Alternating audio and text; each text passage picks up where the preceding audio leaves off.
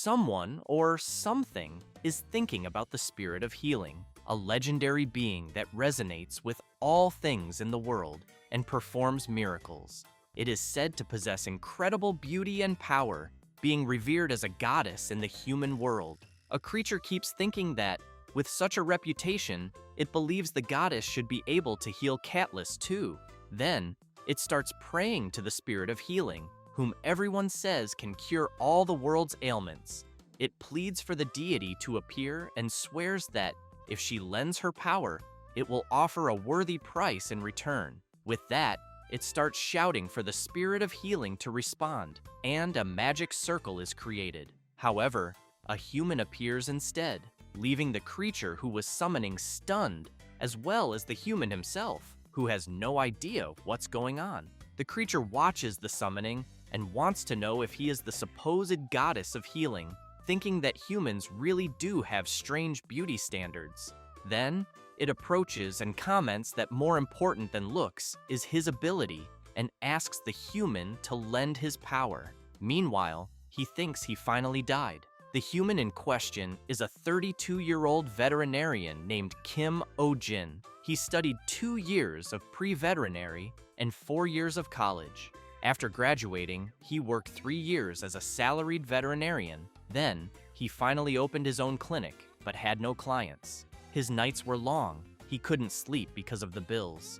And just when rent and loan interest were drowning him to the point of considering suicide, he ended up being summoned to another world. After getting up, Kim wonders if he died of a heart attack while trying to sleep, but figures that dying in his sleep wouldn't have been a bad way to go. However, upon looking around and realizing he's in a damn freezing cave, surrounded by gold and jewels that seem to drag him into the fires of hell, and a giant, fierce, talking lizard bigger than an elephant, he concludes that he definitely went to hell. So he asked the creature in front of him what's going to happen to him now. The dragon explains that he just needs to treat his pet. Kim thinks that even after dying, he still has to be a vet, and so he's sure this must be hell. He also assumes the creature's pet must be a 3-headed hellhound. The dragon brings out the pet to be healed and asks the human to please cure him. This is Catless, a fruit bat. Kim immediately recognizes it as a bat and is very surprised. But just by looking at the little creature, he can tell it's unwell, it's skinny, and seems to have no energy. So, he switches to vet mode, picks up the little guy, and immediately wants to know its name, how long the dragon has had it, and when the symptoms started. The dragon says the pet's name is Catless, and that he's been taking care of him for about a week, and that apparently having a pet bat is trendy. Since he was the only one who didn't have one, he thought he'd try raising one too. He saw the little guy stuck at the entrance of a dungeon and picked him up. The protagonist can't believe what he just heard and thinks this is the second type of owner he hates most, the kind who irresponsibly gets pets just because it's trendy. However, he explains that Catless is really skinny and wants to know if the dragon has been feeding him properly. The creature says not really, because his pet barely eats, but emphasizes that he hunts fresh animals every day and gives their blood to his pet to drink, but it doesn't even touch it. Kim lowers his head and starts having flashbacks, realizing that the dragon also falls into the 5th type of hated pet owner, the one who doesn't research the animal they adopted. The dragon grows worried and wants to know if his pet has a serious illness and what he can do. Kim becomes furious and yells at the dragon, explaining that his pet is a fruit bat and can't drink blood, no matter how much the owner gives him. The dragon says that the other dragons told him they fed theirs with blood. The vet explains it's because the others are a different species, and that theirs are most likely vampire bats, while his is a frugivore species. He then says Catless can only eat fruit, and asks if the dragon made his pet starve for an entire week. By giving it blood it couldn't even drink. The creature gets embarrassed and tries to argue that it's his first time raising a bat. Kim goes crazy with anger and yells that this is Agdibroiz. This is exactly why the dragon should have researched it, because if he's going to take care of a living being, he should at least have that minimum level of responsibility. He then yells even louder asking what the hell is up with the temperature. Because it's so cold, he thinks the poor bat might wake up in the middle of hibernation. The dragon explains it's because he's from an ice species.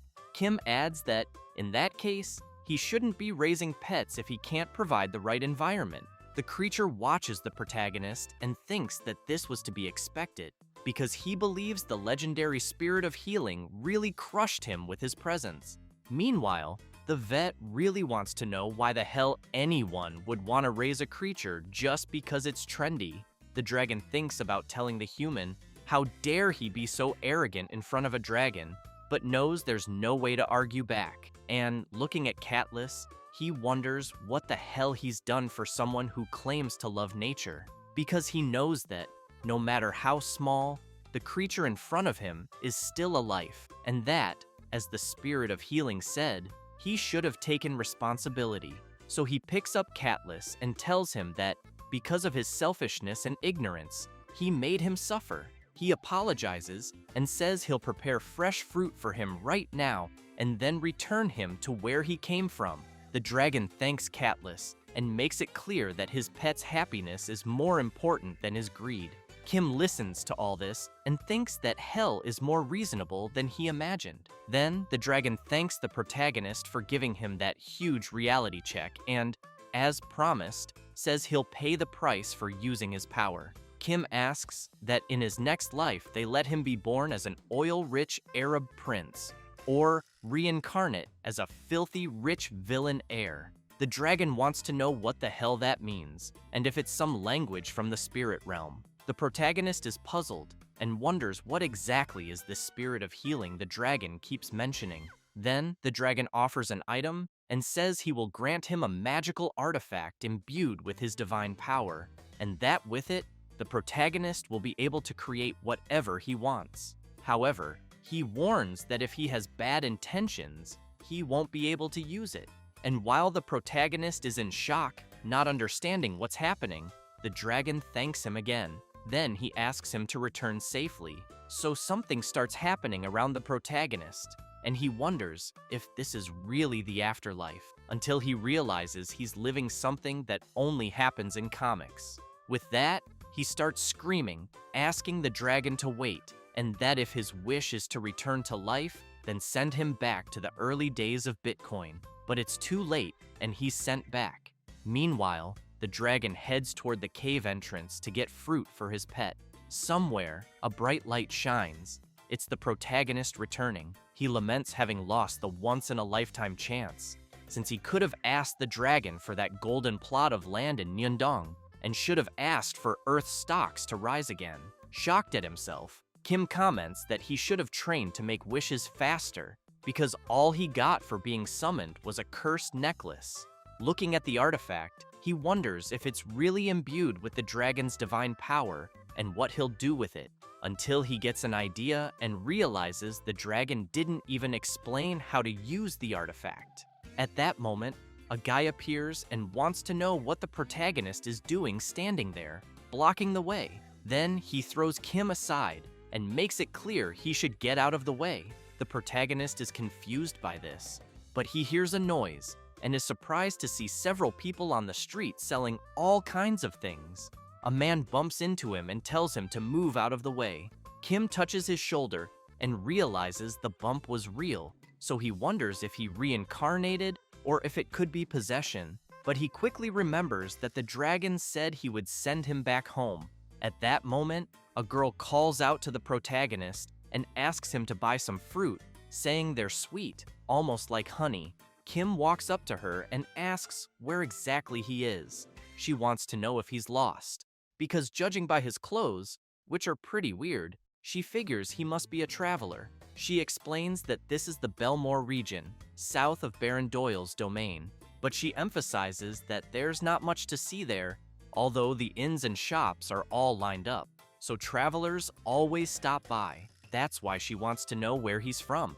Kim is stunned, thinking the dragon messed up, but answers that he's from a very faraway place. She replies that he must be from some village at the end of the world, but just as she says that, both she and the protagonist turn around in shock. several crates of apples fall to the ground, and a creature starts eating several carrots at once. It's a giant floppy-eared rabbit named Elizabeth, who overeats when stressed. People panic and run away from the huge creature. Kim wonders if it's really normal to have monsters walking around like that. The girl asks what he's talking about, but says the creature in front of them is Lord Melmore's pet bunny. Then she suggests he should run too while he still can. The protagonist turns around, confused by the term bunny, but the girl doesn't hesitate and runs off. Kim turns as he hears screams. A child is on the ground, crying for her mother, near the huge creature, who opens her massive mouth to try to eat the little girl. Kim gets extremely worried and wonders how the hell that's just a bunny. He runs off, thinking he's never heard of anyone dying from a rabbit bite. The creature is about to bite the child, but the protagonist gets there just in time and saves her. After they fall to the ground, he asks if she's okay and what the hell is going on, but Elizabeth goes after them. Kim is terrified, thinking he's going to die and that he shouldn't have gotten involved. So he closes his eyes and thinks it's not his fault, it's the bunny owners. Then he starts thinking that if someone's going to walk around with a giant animal, at least put a damn leash on it. At that moment, the necklace he got from the dragon begins to glow. A strange energy comes out of the necklace and heads toward the creature, who becomes very frightened. The energy begins to wrap around Elizabeth, forming a collar. Kim tries to understand what's happening and realizes he managed to stop the giant creature. The people hiding see this and start wondering if the protagonist is some kind of mage, since he managed to tame the giant rabbit with a single move. A little girl asks her sister, the same girl who had been talking to the protagonist earlier, if he's some kind of wizard. She replies that she thought he was just a regular traveler. Kim is still confused, trying to understand what's happening, since he just thought of something and it ended up happening. Then, a man comes running and yelling, worried about his bunny. He looks at his servants and comments that they couldn't catch his pet, and because of that, makes it clear that everyone's salary will be cut. Then he gets excited and calls his pet for another walk. But he's soon shocked to see that his pet is tied up and immediately wants to know who tied up his Elizabeth. He then turns furiously when he sees the protagonist holding her. Then he wants to know what Kim thinks he's doing with his baby. Kim apologizes for restraining her without permission, but points out that someone almost died. The chubby guy hugs his creature and says there's no way his bunny would do something like that, and tells the protagonist to let her go and back off. Kim gets furious and tells the owner that if he's so sure, why doesn't he stick his head in her mouth, thinking this is one of those owners he hates most, ones who never admit their pets could do anything wrong. He then asks if the guy has any idea how strong a rabbit's bite is. He says she could crush his soft skull like a boiled potato. The man gets scared and asks what's with that insolent look and if the protagonist wants to die. Watching the argument, the little girl asks her sister why her heart is beating fast and what is this feeling. She replies that it's called satisfaction. They're enjoying seeing how the chubby guy is being treated. The protagonist looks more closely at the creature and notices some scars. Then he lowers his head and tries to hold back, telling himself that he's a civilized adult and he'll manage to stay calm. He then tells the owner that, in any case, judging by the shape of her ears, she seems to be a lop-eared rabbit. But pet rabbits don't go for walks, and even if they did, a crowded place like this shouldn't allow it. He explains that rabbits are territorial animals and get extremely stressed in unfamiliar environments, and asks if she's shown signs of self-harm or aggressive behavior. The chubby man is surprised and says that lately she's been pulling out a lot of her fur by herself, and asks how Kim knows that. Kim emphasizes that it's one of the common behaviors when they're stressed, and if it continues, she could become seriously ill or have her life drastically shortened. The chubby man gets really scared and asks if his Elizabeth could really die. Kim makes it clear that if he doesn't like the idea, then he should stop with those insane walks to begin with. Worried about his pet, the Baron wants to know how she'll get exercise. Kim says that it's perfectly possible even at home. He then looks at her and says he knows the chubby guy really loves his pet, but emphasizes that rabbits are extremely sensitive animals, and spoiling them isn't enough. What matters is proper care with knowledge and attention. The chubby man is surprised and says that it seems the protagonist truly loves rabbits. He then starts crying and says people always look down on him, claiming only noble ladies raise rabbits, and he never thought he'd meet such a dedicated rabbit enthusiast. So he asks if the protagonist works with that. Kim is shocked by the look on the noble's face, but replies that it's more or less what he does. The chubby guy claps his hands and asks the butler to handle everything he brought.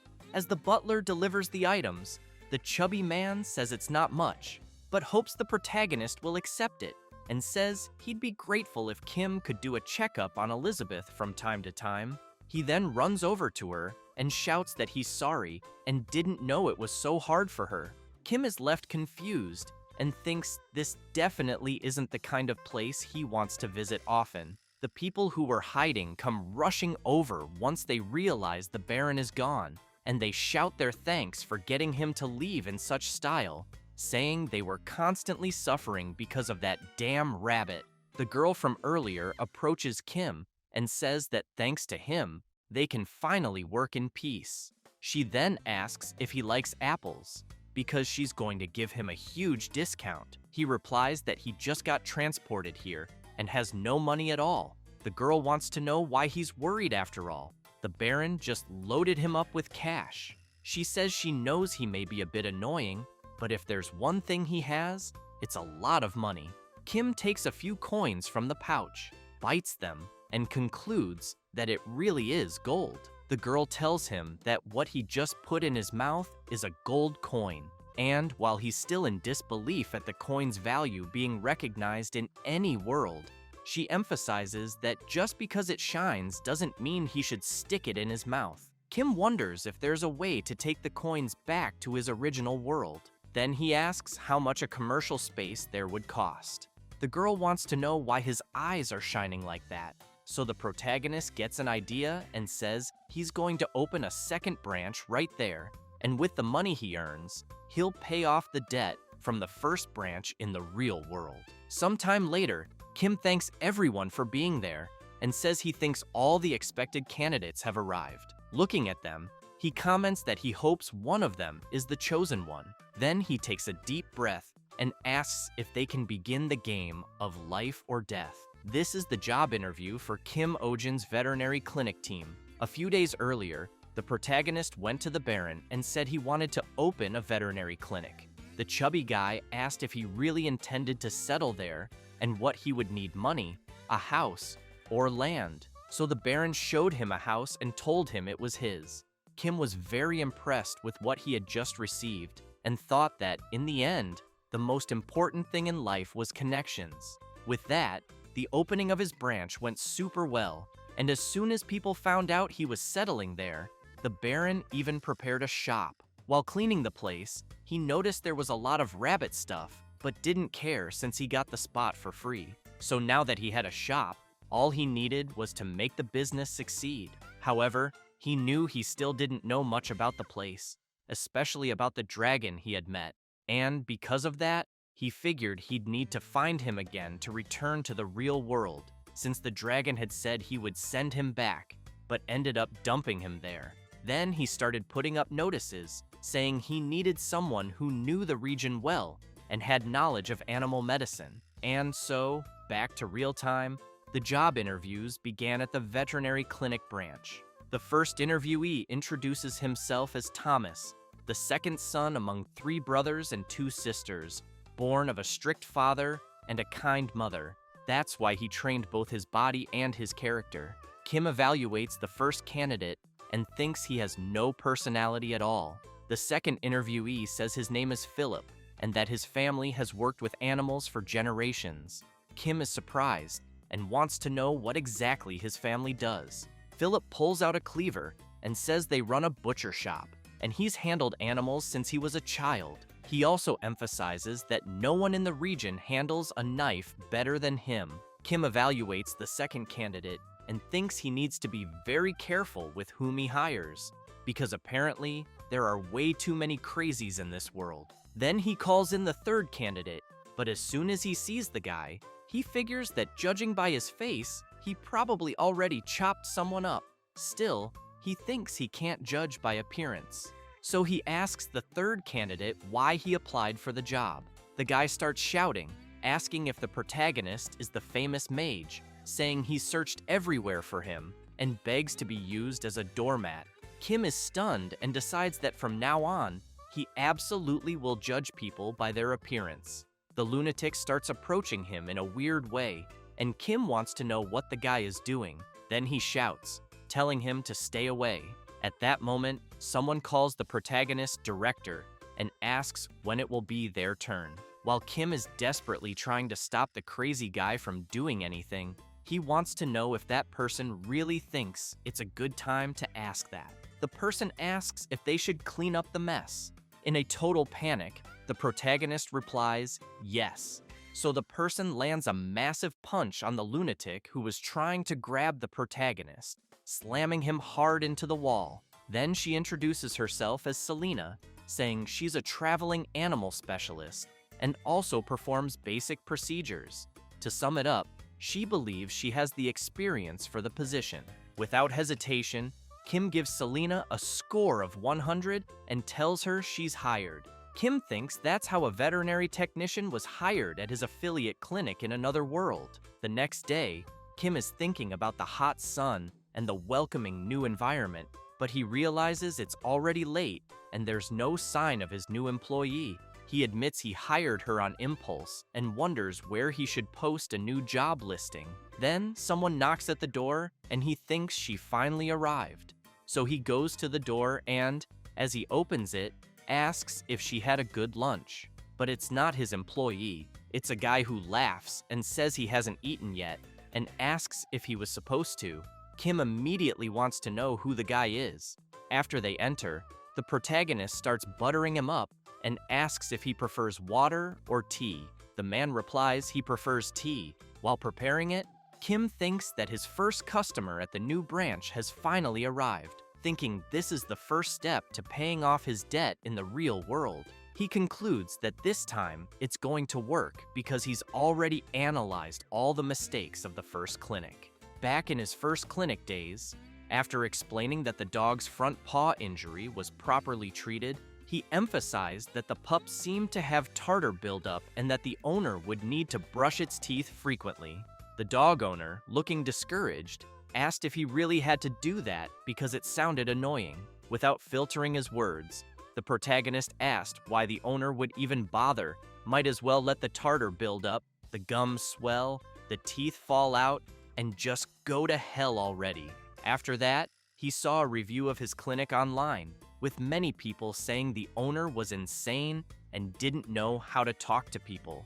Remembering that, he knew he didn't control his temper back then, and that his mouth was his downfall. But now he plans to win people over with charm and price. So he asks the guy in front of him where the pet is. The man shows that the animal is in his pocket and says his name is Pojak, and he's a lizard. Kim is impressed when he sees the creature. He reflects that he thought all animals in that world were nuts after that giant rabbit, but luckily, what he's seeing looks like a normal lizard. Then he tries to hold it in when he realizes the pet is in the owner's pocket and asks where the cage is. But his conscience, because of the debt, tells him to stay calm. Maybe the owner doesn't have anywhere else to put the pet.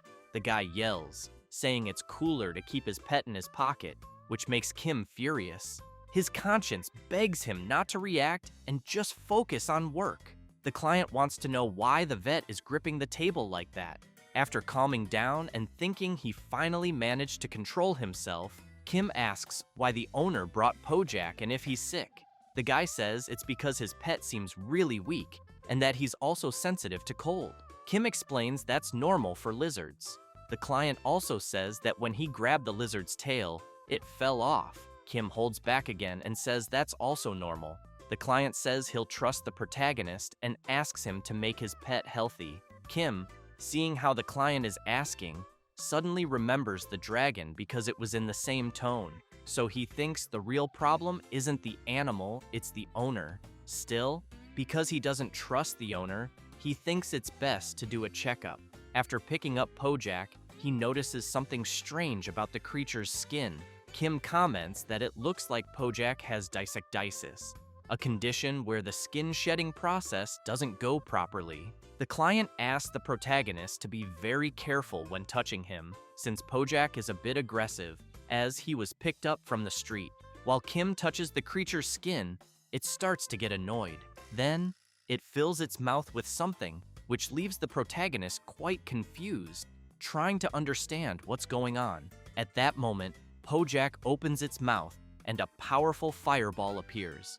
Quickly, Selena shows up, grabs Kim by the shirt, and pulls him out of the way of the creature's fireball. She makes it clear that he almost got a face full of fire from a salamander, and that she almost lost her boss on the first day. However, Kim is pinned to the wall from the impact. Then he comments that maybe it would have been better to be hit by the fireball. After that, Kim concludes that, to begin with, he can't examine Pojak with bare hands, since, being a salamander-type creature, it spits fire when it feels threatened. While the protagonist wants to know if there's something like fireproof clothing around, Selena asks the owner where he got the salamander. The guy says he picked it up back on the mountain, that it was love at first sight, and he brought it right away.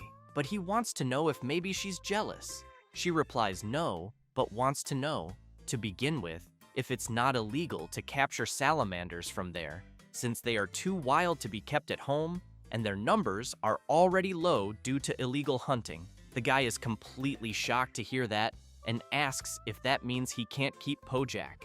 Selena replies that, unfortunately, no, because it's illegal, as she mentioned, but she asks the owner not to worry too much, because she thinks that if they say they're just treating Pojak temporarily, people will probably let it slide, as long as the owner releases him back into the wild after the treatment.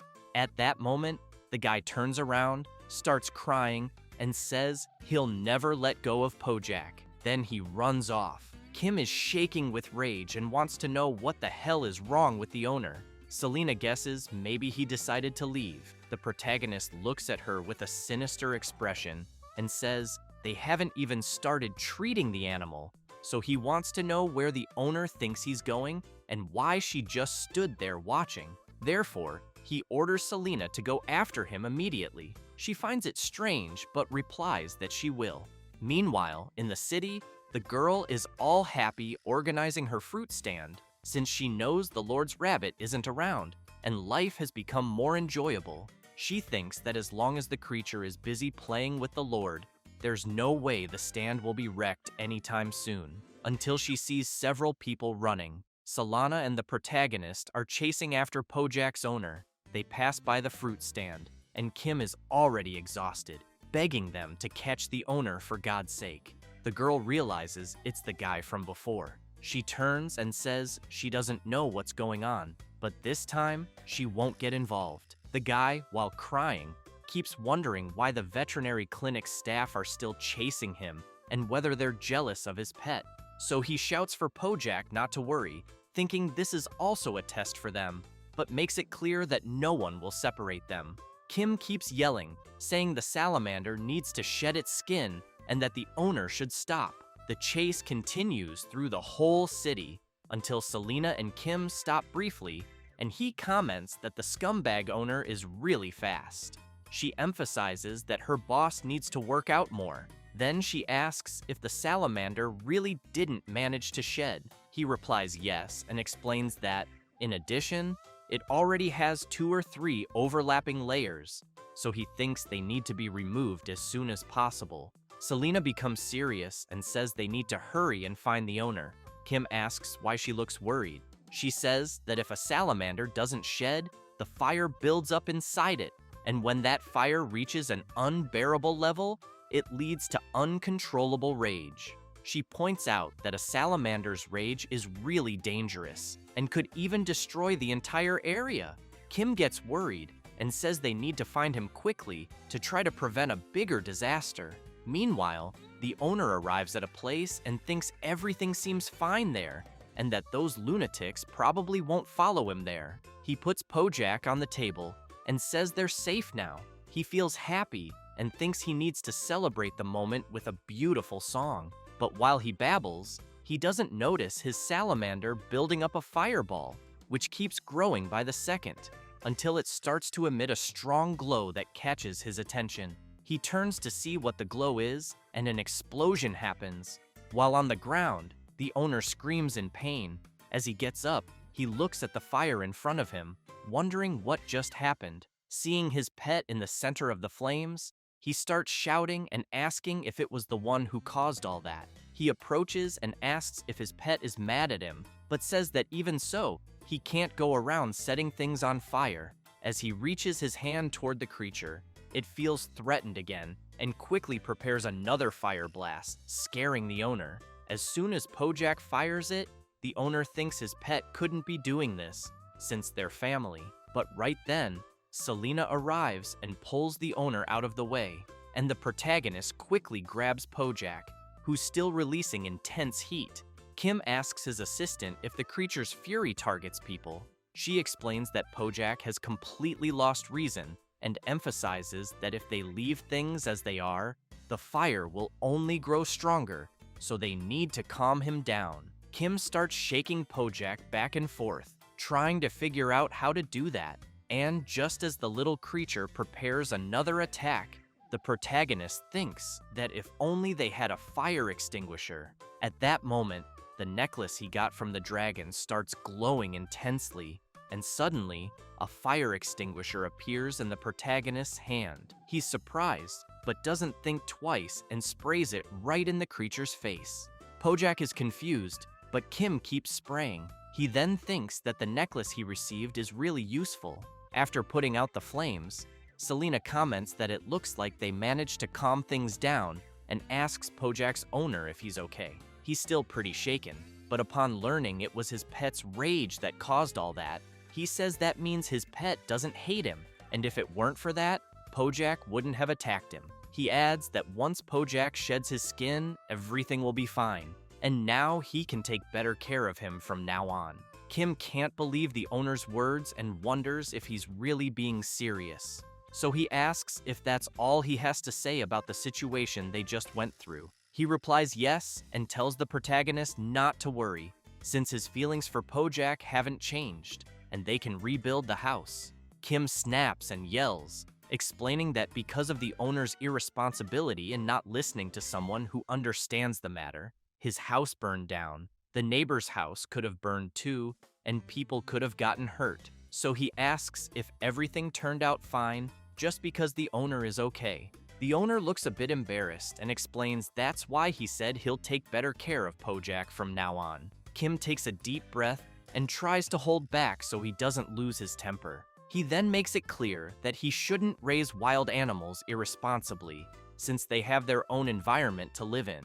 And besides, he emphasizes that bringing them in just because they're cute, without truly knowing the animal's ecology, he wants to know if the owner really thinks that's what love is. Because if Pojak goes into a rage again, he asks if the owner is confident he can handle the creature on his own. The owner gets really upset and can't say anything. Kim also states that life can't be sustained by affection alone. After the protagonist explains all that, some time passes, and in a certain part of the forest, he's impressed, saying that now that Pojak has shed his skin, he looks much healthier. Selena comments that the creature's appearance looks good too. However, they start wondering how the creature grew so fast in such a short time. Still very puzzled, Kim wants to know how such a big body fit inside the shell. Selena replies that that's the mystery of nature. Meanwhile, the owner is feeling pretty down, thinking about how much his pet has grown and that he probably won't need him anymore. Tears well up in his eyes as he thinks that his pet is returning to the vast nature that can embrace his existence. So he yells, telling his little one that he must be happy and that he's letting him go because he loves him. As the owner babbles, the protagonist covers his ears and begs him to stop doing that, or he'll mess with the creature's instincts. With that, Pojak runs off, and his owner shouts after him. The guy is disappointed, wondering how his pet could leave without saying goodbye. Selena tries to console him and tells him to relax, since salamanders don't understand the concept of ownership. She emphasizes that they probably just saw him as a food-bringing servant. The guy asks if that's supposed to be comforting, but they don't notice someone approaching. It's Pojak, who opens his mouth and starts forming a huge fireball. Everyone turns around, startled, but the creature turns his attack into a display of fireworks, which surprises his owner, the protagonist, and his assistant. The guy is thrilled by the farewell and says Pojak really is amazing. And with that, the first patient completed his treatment. Later, back in the city, the guy is playing his guitar surrounded by a crowd. As he sings and says his name is Roisha, he performs a song dedicated to the protagonist, with a special appearance by the Starlight Children's Choir. Roisha continues the song, joined by another special guest, the artist Djembe Foamhead. Selena says Roisha is a well-known bard in the region. The protagonist doesn't like any of this, and wonders if he's really a bard. But he notices a lot of people around staring at him and saying he's the music mage the bard is singing about. Then he gets an idea he thinks could make a lot of money. He holds up a banner that says the artist is a genius and claims this is real music and that it's the first time a song has moved him. A few days after the song's release, at the protagonist's veterinary clinic, several people are knocking at the door wanting to know what time they'll open. Kim wonders if he should quit, as they're experiencing an unprecedented boom. After several hours of consultations, there are still people outside. With an exhausted expression, Kim says the checkup is over and asks the client to return next week for a follow-up. Selena teases her boss's expression and says that before next week, she'll probably be preparing his death certificate. Out of his mind, the protagonist keeps saying he needs to earn as much as possible while he can. Selena points out that his lifespan is also being drastically reduced. Kim notes that it's already been a month since he arrived there, and that, thanks to the Lord, his second branch is a huge success. In the early days, he also struggled with so many clients, but after seeing how much money he made in a single day, he always kept calling in the next customer, even when the clinic was closed. Because of that, he concludes that what he's learned about the world there, while treating patients, is that even in this world, humans' best friends are dogs and cats, only some breeds are a bit different. After a long day of work, he starts feeling his shoulder, stretches, and comments that he's really tired. But Selena tells him they still have the last client of the day. Kim wants to know what kind of animal it'll be this time. Selena says it's a shaman and explains it was originally a hunting dog, but she heard it recently became popular as a pet. However, she also heard that because it's very aggressive with anyone except its owner, it has the highest abandonment rate. Kim says he sincerely wishes that all humans who want to raise pets just to follow trends would be eliminated. Selena goes on to say that the adult shaman reaches a human's upper body in height, and its claws and teeth are sharp enough to pierce a boar's skin, so she thinks her boss should be careful. When the client comes in, Kim thinks that just hearing about it already makes it sound like a ferocious breed. As soon as the client opens the cage, the shaman puppy, named Choo-Choo, known for its strong loyalty, comes out drooling. Kim looks at his assistant, and she comments that she forgot to mention the dog is only 3 months old. The client tells the protagonist that since the day before, the puppy has been limping and wants to know if it might be injured. Kim is confused, wondering where the puppy's legs are. He picks it up to check and thinks that, at 3 months, the puppy's joints should already be strong. Then he notices a small thorn stuck in its little paw. As he removes it, he says there was a thorn lodged in the paw, and that now the pup should be fine. He just needs to disinfect it. After that, the little puppy gets all excited and starts jumping around, and the protagonist thinks it looks like a ball of yarn, but is happy about it. His assistant notices. After the satisfied client leaves, the protagonist collapses and says it's finally over. Selena comments that he looked happy. Kim is confused and asks her to be more specific. She wants to know if he was happy because the puppy was cute or because the job was done successfully. Kim wants to know why she's curious about that. She replies that it's surprising to see him smile when money wasn't the main thing. He takes a deep breath and says that just for that day there weren't any seriously ill animals, since he believes the hardest part of being a vet is constantly having to face sick animals, and that when you love animals, the affection you feel becomes a burden. So he tried to exclude emotion and remain calm. But when he found out owners were abusing the situation, asking to keep their pets longer just to extend their vacation, he started yelling and being more aggressive with the owners. After thinking about it, he gets up and says they're closing and cleaning up quickly. Selena says it's already getting dark outside. Kim replies that it's because they had so many clients and tells her that if she wants to go home, she can, since the sun will set soon. Then he sees someone outside looking desperate. The man is shouting for the protagonist, begging him for help. Shocked, Kim asks if Selena can also do exorcisms.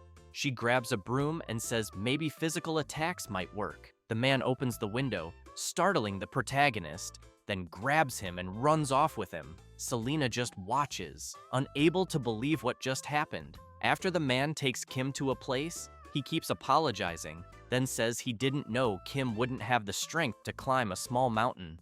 Completely exhausted, Kim asks who the hell he is. The man apologizes again and introduces himself as Schwein, a public official who manages the territory. He starts banging his head on the ground and explains that the reason he came like this is because he heard Kim even managed to calm down the Lord's rabbit. So he wants to know if the protagonist could capture a lost dog. Kim is very confused, not really understanding the guy's request. At that moment, Selena shows up and replies that they're not an animal rescue organization. Kim agrees with her and emphasizes that a vet is someone who treats animals. Schwein looks disappointed and says he doesn't have anyone else to ask and is really out of time. Selena wants to know what kind of time he's talking about. He explains that about 2 months ago, this dog he's referring to settled on the mountainside. But luckily, that's the very place they were planning to build a path, and they tried to catch it themselves, but the dog is too agile, and the construction date is in 2 days. Kim asks what will happen if they can't catch the dog. Schwein says the army will be dispatched, and the moment they deem a rescue impossible, the army will eliminate the dog on sight. Hearing that leaves the protagonist stunned. Schwein begs for help and emphasizes that he really doesn't have much time. Kim is a bit hesitant to get involved but still wants to know where the dog is to begin with. He points out that he's a vet and has never done any capturing, so he needs to at least see the dog to understand the situation. Schwein is happy and says the dog is just a bit further ahead. As the protagonist stands up, he says he's not agreeing to do anything yet, but for now, they'll just check it out. Meanwhile, Selena thinks her boss is definitely going to do it, so Schwein points and says it's that way, and that for some unknown reason, the dog hasn't left that area. After they arrive, both Kim and Selena are surprised, as the dog looks agitated.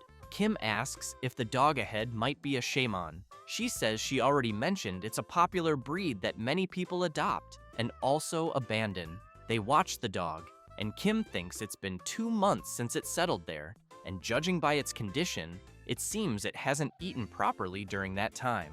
Then they hear a strange sound in the forest and get worried, wondering what it was.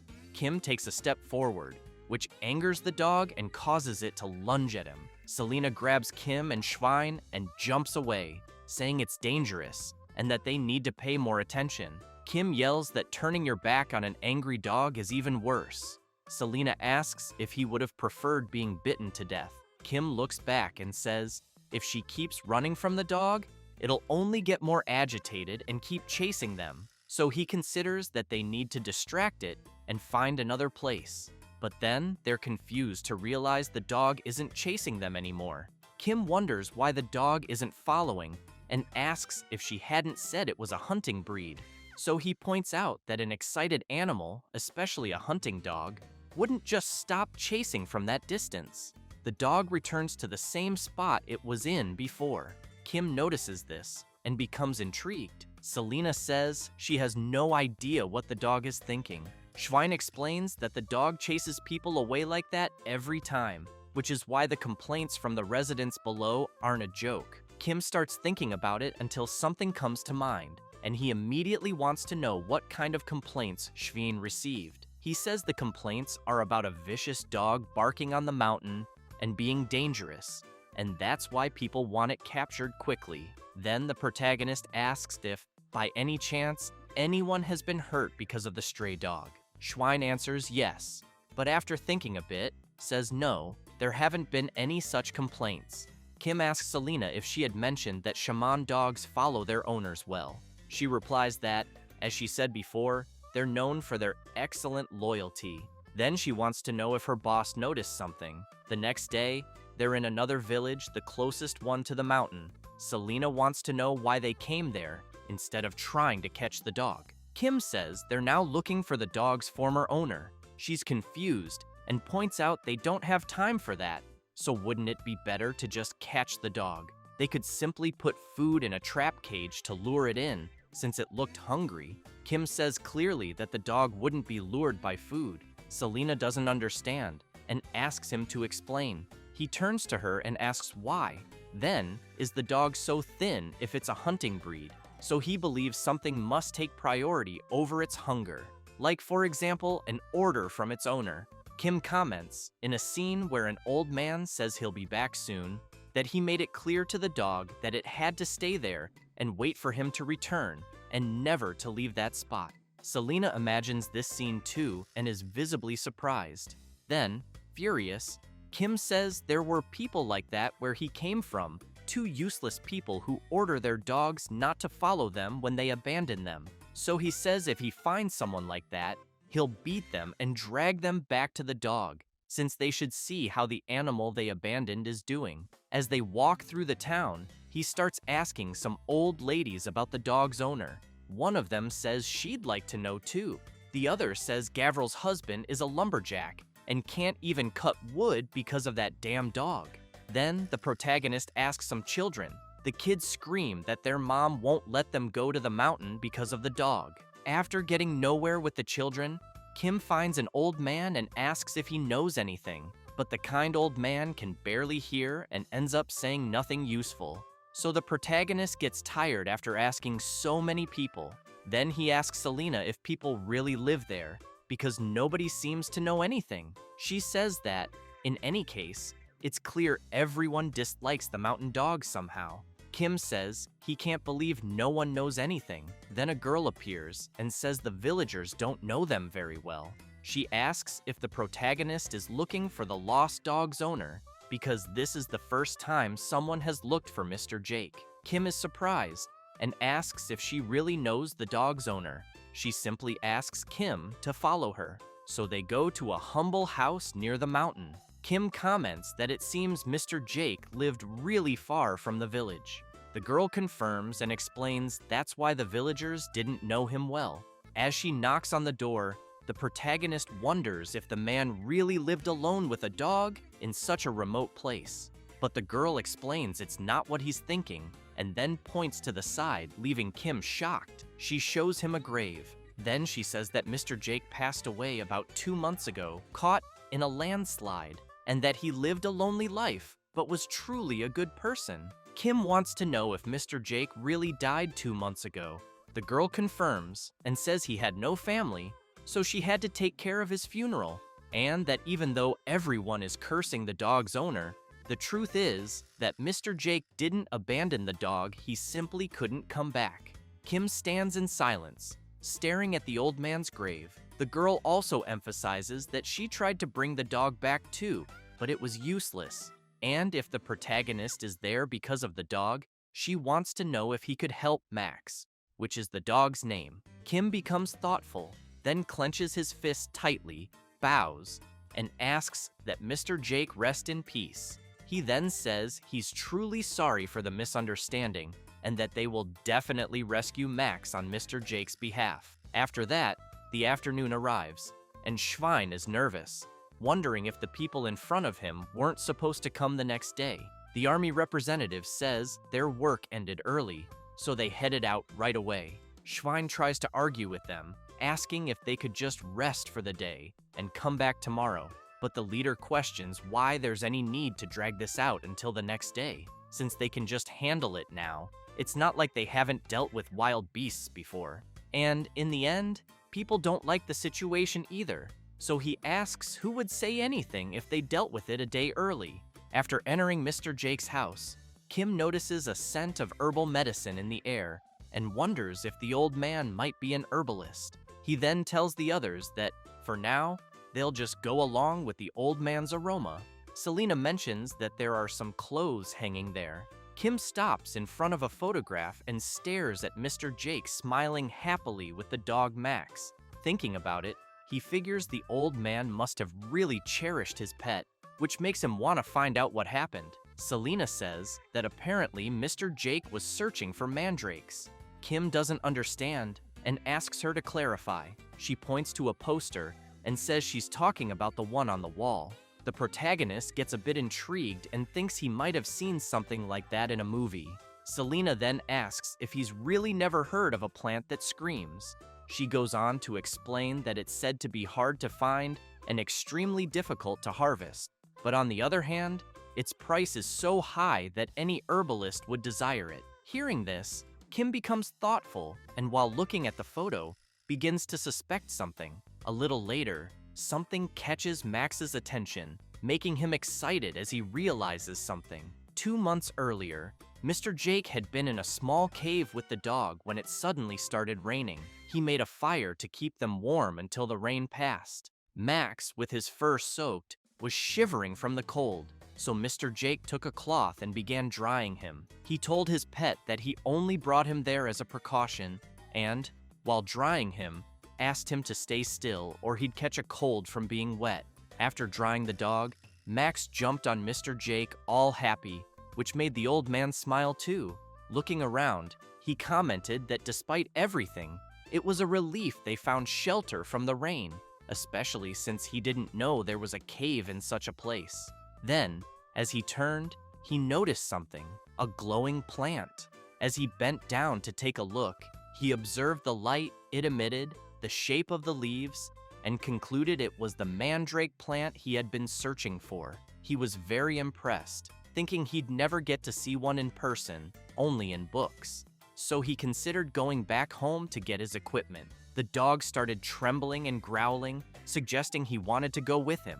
But Mr. Jake made it clear he'd go alone since it wasn't far. He explained he'd be back soon and told Max to wait there. With a big smile, he emphasized that it was his lucky day. So, the dog stayed where he was told, while the old man went home to get his gear. However, while walking through the mountain, Mr. Jake heard a strange noise and looked up to see what it was.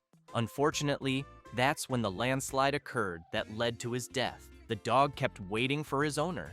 Days passed, and he always stayed there waiting, until one day, some people adventuring in the area found him. They immediately wondered what a dog was doing in such a remote place, and upon closer inspection, thought he had been abandoned by his owner. The girl commented that it was quite sad and asked if they should feed him. But as they got closer, Max became furious.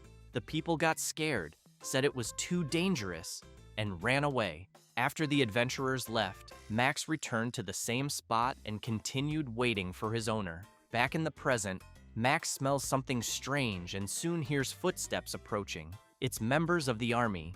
Schwein tries to reason with them that there's no need to rush, as it's already getting late and they need to find a place to stay. As they stand in front of the dog, while it growls furiously, the army representative asks if the others brought plenty of spare tranquilizer darts. They reply yes, since after all, it's a shaman breed dog. Schwein tries everything he can to stall the army representative and asks if he could wait at least an hour to do it, as he actually hired someone to rescue the dog. He then explains that when he looks at the animal, he feels like it has a story behind it, since it's a creature that hasn't harmed anyone so far. The army representative turns with a serious look and asks if Mr. Schwein really thinks they're there to worry about a dog's circumstances. He makes it clear that while he knows it might be a sad case, as Schwein said, His job is to keep the residents safe. With that, he points his weapon at Max, who lowers his head. The army representative cocks the weapon to fire, but someone arrives and puts a hand on the gun, stopping him from shooting. It's Selena who tells him he's being hasty and explains that she's there to rescue the dog, asking them to wait a moment. At that moment, someone approaches the dog, calling it by name. In Max's vision, he sees his owner, asking if he waited long, because he's there to take him home. Immediately, Max starts wagging his tail faster and faster, showing how happy he is to think his owner has returned. He starts barking joyfully and tries to play. But unfortunately, it's not Mr. Jake, it's Kim, disguised using some of Jake's belongings and scents. Kim apologizes to Max and says he's not the person he was waiting for. He then calls the dog to come home. Later that night, somewhere else in the forest, a creature runs in desperation until it stops to check if it's still being followed. And indeed, something is lurking and watching it. A sinister gaze emerges from the shadows, attacking the desperate creature fleeing through the woods. The next day, someone begs the protagonist for help. He's stunned by what he sees, and staring at the creature in front of him, comments that it's too fat to even move. The creature is a hamster of the floppier breed named Ping Ping. It has no specific features and makes a ping sound when it jumps. The owner picks up the adorable creature and tells the protagonist he's lying because Ping is skinny and has been sweet this whole time, and that he only eats 7 meals a day. Kim makes it clear that if his pet doesn't reach a healthy weight, it might develop a serious illness. He then asks for the next client to come in. It's Mr. Schwein, who immediately asks how the protagonist is doing. Kim reflects that Max came down the mountain to the village with him, but still couldn't accept his owner's death, and that everyone was heartbroken to see him refusing to leave the grave for a while. But fortunately, it seems he's opened up to the person who persistently cared about him. With that in mind, Kim wants to know why Schwein is there and whether something is wrong with Max. As someone places a box on the counter, Schwein replies that he's actually there because of an item. When they open the box, he reveals it's a mandrake plant. Selena observes and comments that it's strange for a mandrake to be exposing its roots above the ground, since they're usually buried deep in the soil.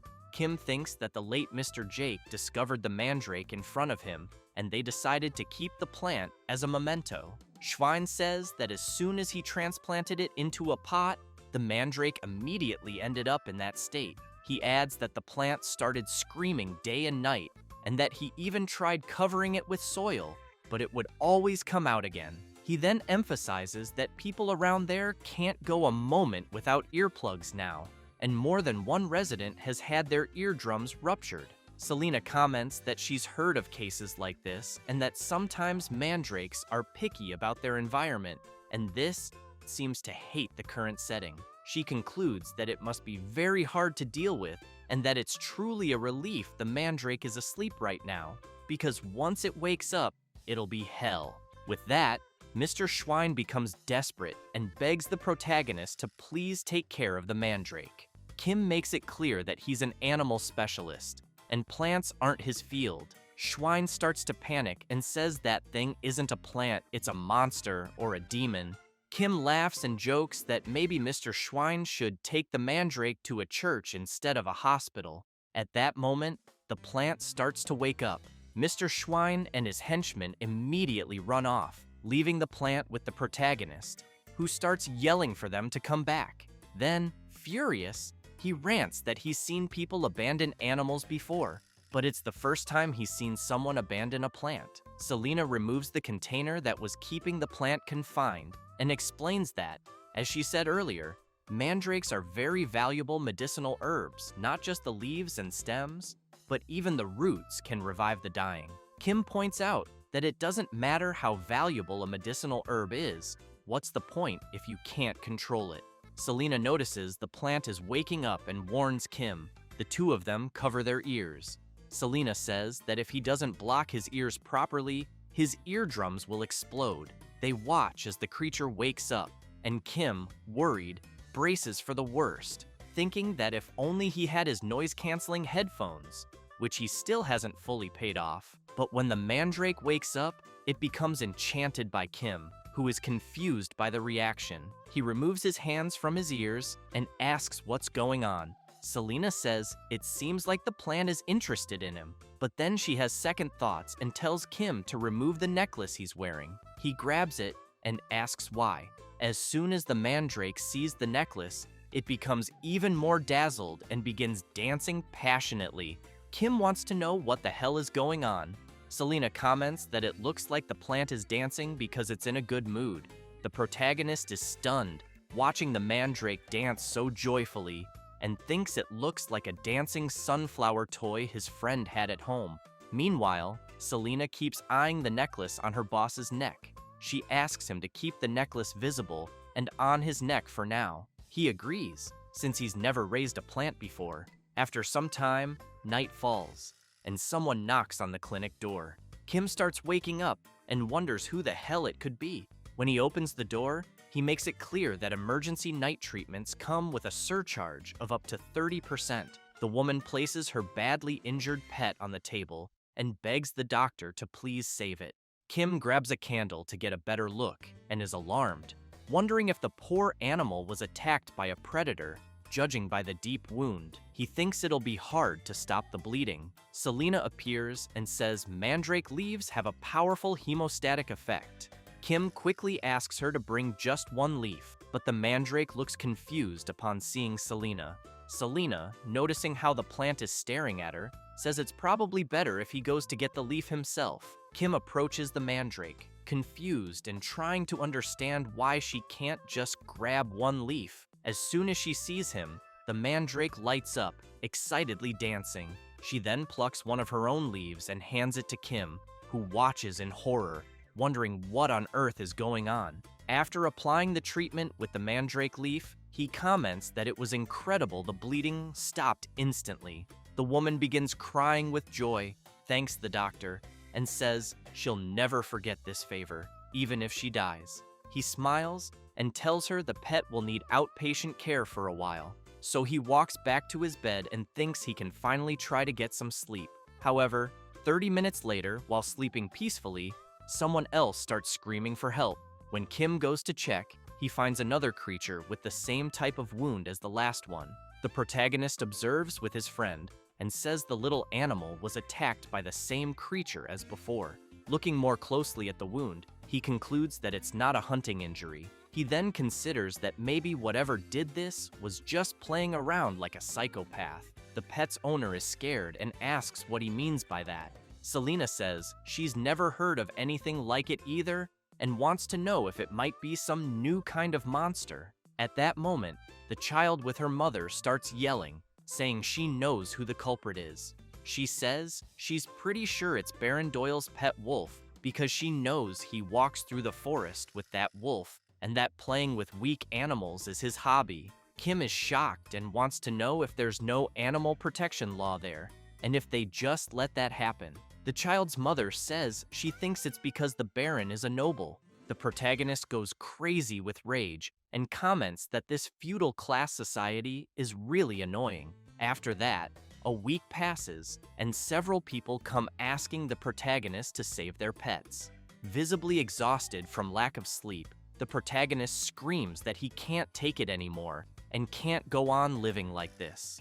So he grabs a torch and goes out into the streets with several other people, calling for a class revolution and demanding that Baron Doyle show up to give an explanation because everyone there needs their pets to be safe. Kim starts shouting louder and louder for the Baron to appear, thinking to himself that he just wants to settle this so his life can go back to normal and he can finally get a good night's sleep. Then some soldiers appear. Their leader immediately asks who Kim Ojin is. He gets nervous, thinking they've identified the leader of the revolution and are going to punish him, but he's confused when they bow to him. The soldier says he will escort the protagonist to the castle. When they arrive, Kim sees Baron Doyle's wolf with the same wound as all the other animals he's treated over the past week. The wolf's name is Magma, a blood-fanged wolf breed with long fangs who really loves sweet potatoes. The Baron is in despair and crying, begs the protagonist to save his beloved pet, saying he'll reward him greatly if he does.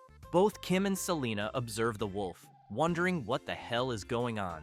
Meanwhile, back in town, someone is shouting, asking if people heard monsters have appeared in the western forest, and even the Baron's wolf was attacked. Some residents say they don't think it's a normal monster, and that they've even heard it's a giant beast. Another very frightened resident says that after the animals, the monster will go after people, so they start considering evacuating to the lower village before it's too late. But someone comes running, telling everyone not to worry because Baron Doyle has launched a monster subjugation operation. He explains that they're setting up a giant trap to catch the beast, and that soldiers are patrolling day and night, so it's only a matter of time before the beast is caught. The people get excited and shout that this was expected from Baron Doyle, and that thanks to him, they'll be able to eat well again. But the Prota hates hearing this because he knows the Baron just cried and whined, and his subordinates handled everything. He remembers the Baron throwing a tantrum on the floor, begging his men to catch the beast that attacked his pet urgently. And as he watches people praising Baron Doyle's name, he thinks this is media manipulation, and he didn't even know that could exist back in the Middle Ages. Selena notices something about her boss and says he's got a suspicious look on his face. He asks if the animals treated at the clinic so far were mostly attacked in the eastern forest near the village, since the place where Magma, the Baron's wolf, was attacked was deep in the western forest and far from the village, and that the location where the Baron is leading his soldiers in the monster subjugation operation is also the western forest. So while it seems logical to focus the investigation on recently affected areas, it's strange that they haven't even considered the eastern forest. Selena explains that, in her opinion too, there are many suspicious points, since the western forest is a place where villagers don't usually go. Kim finds that odd and immediately wants to know why. She says she's heard many ghost stories and rumors circulate about that place. The protagonist is surprised by that, but then someone appears at the window of a shop saying they've waited long enough and that they should come in. He then says the items they requested are ready and that each was handmade, blown orally, using reinforced glass mixed with high temperatures and alberium powder, making it impact resistant. He also explains that he used deer leather treated with waterproof coating and that the needles were made by melting gold and steel. Kim is amazed and praises the technology of the world he's in, impressed that everything is handmade. The old man says they followed the plan, but emphasizes that it was the hardest thing they've ever done and probably won't be able to do it again. Kim tells the old man not to say that, then places several gold coins on the table and asks if he was fairly compensated for the work. The old man immediately replies he'll do his best, and so a partnership is formed. After that, the master crafts a special reinforced glass bottle with a hose made from a rubber-like material, a measuring instrument, and a hospitalization cage made of birch wood. Kim shows the layout of his office and emphasizes that more equipment will gradually be added and that they plan to renovate the clinic's interior as shown on the blueprint. Selena is impressed and comments that he can arrange the space however he wants, and that she sees it as a shift in perspective.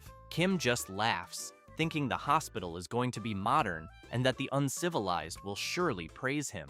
Then, the protagonist hears someone asking to come in.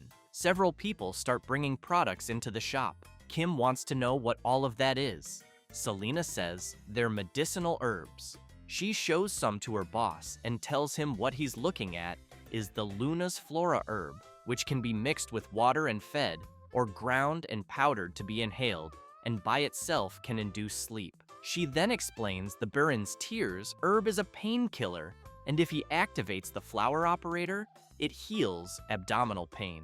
Also, if he boils and eats Semelon Haste, it stops coughing, and the juice from Fluna Berry has a strong disinfectant effect. Kim is very impressed and, looking through the herb catalog, asks if there's a spice that reduces blood pressure and sugar. He even sees that there are herbs that cure cancer and dementia, knowing such things didn't exist in his old world. Selena makes a joke and mocks her boss, saying he should pass on wisdom to the ignorant modern man. At that moment, one of the villagers bursts through the door and yells, asking him to come quickly. He then says he heard that Baron Doyle's soldiers managed to capture the beast. Later, in the forest, many people are there to witness the monster's capture, including Baron Doyle and his soldiers.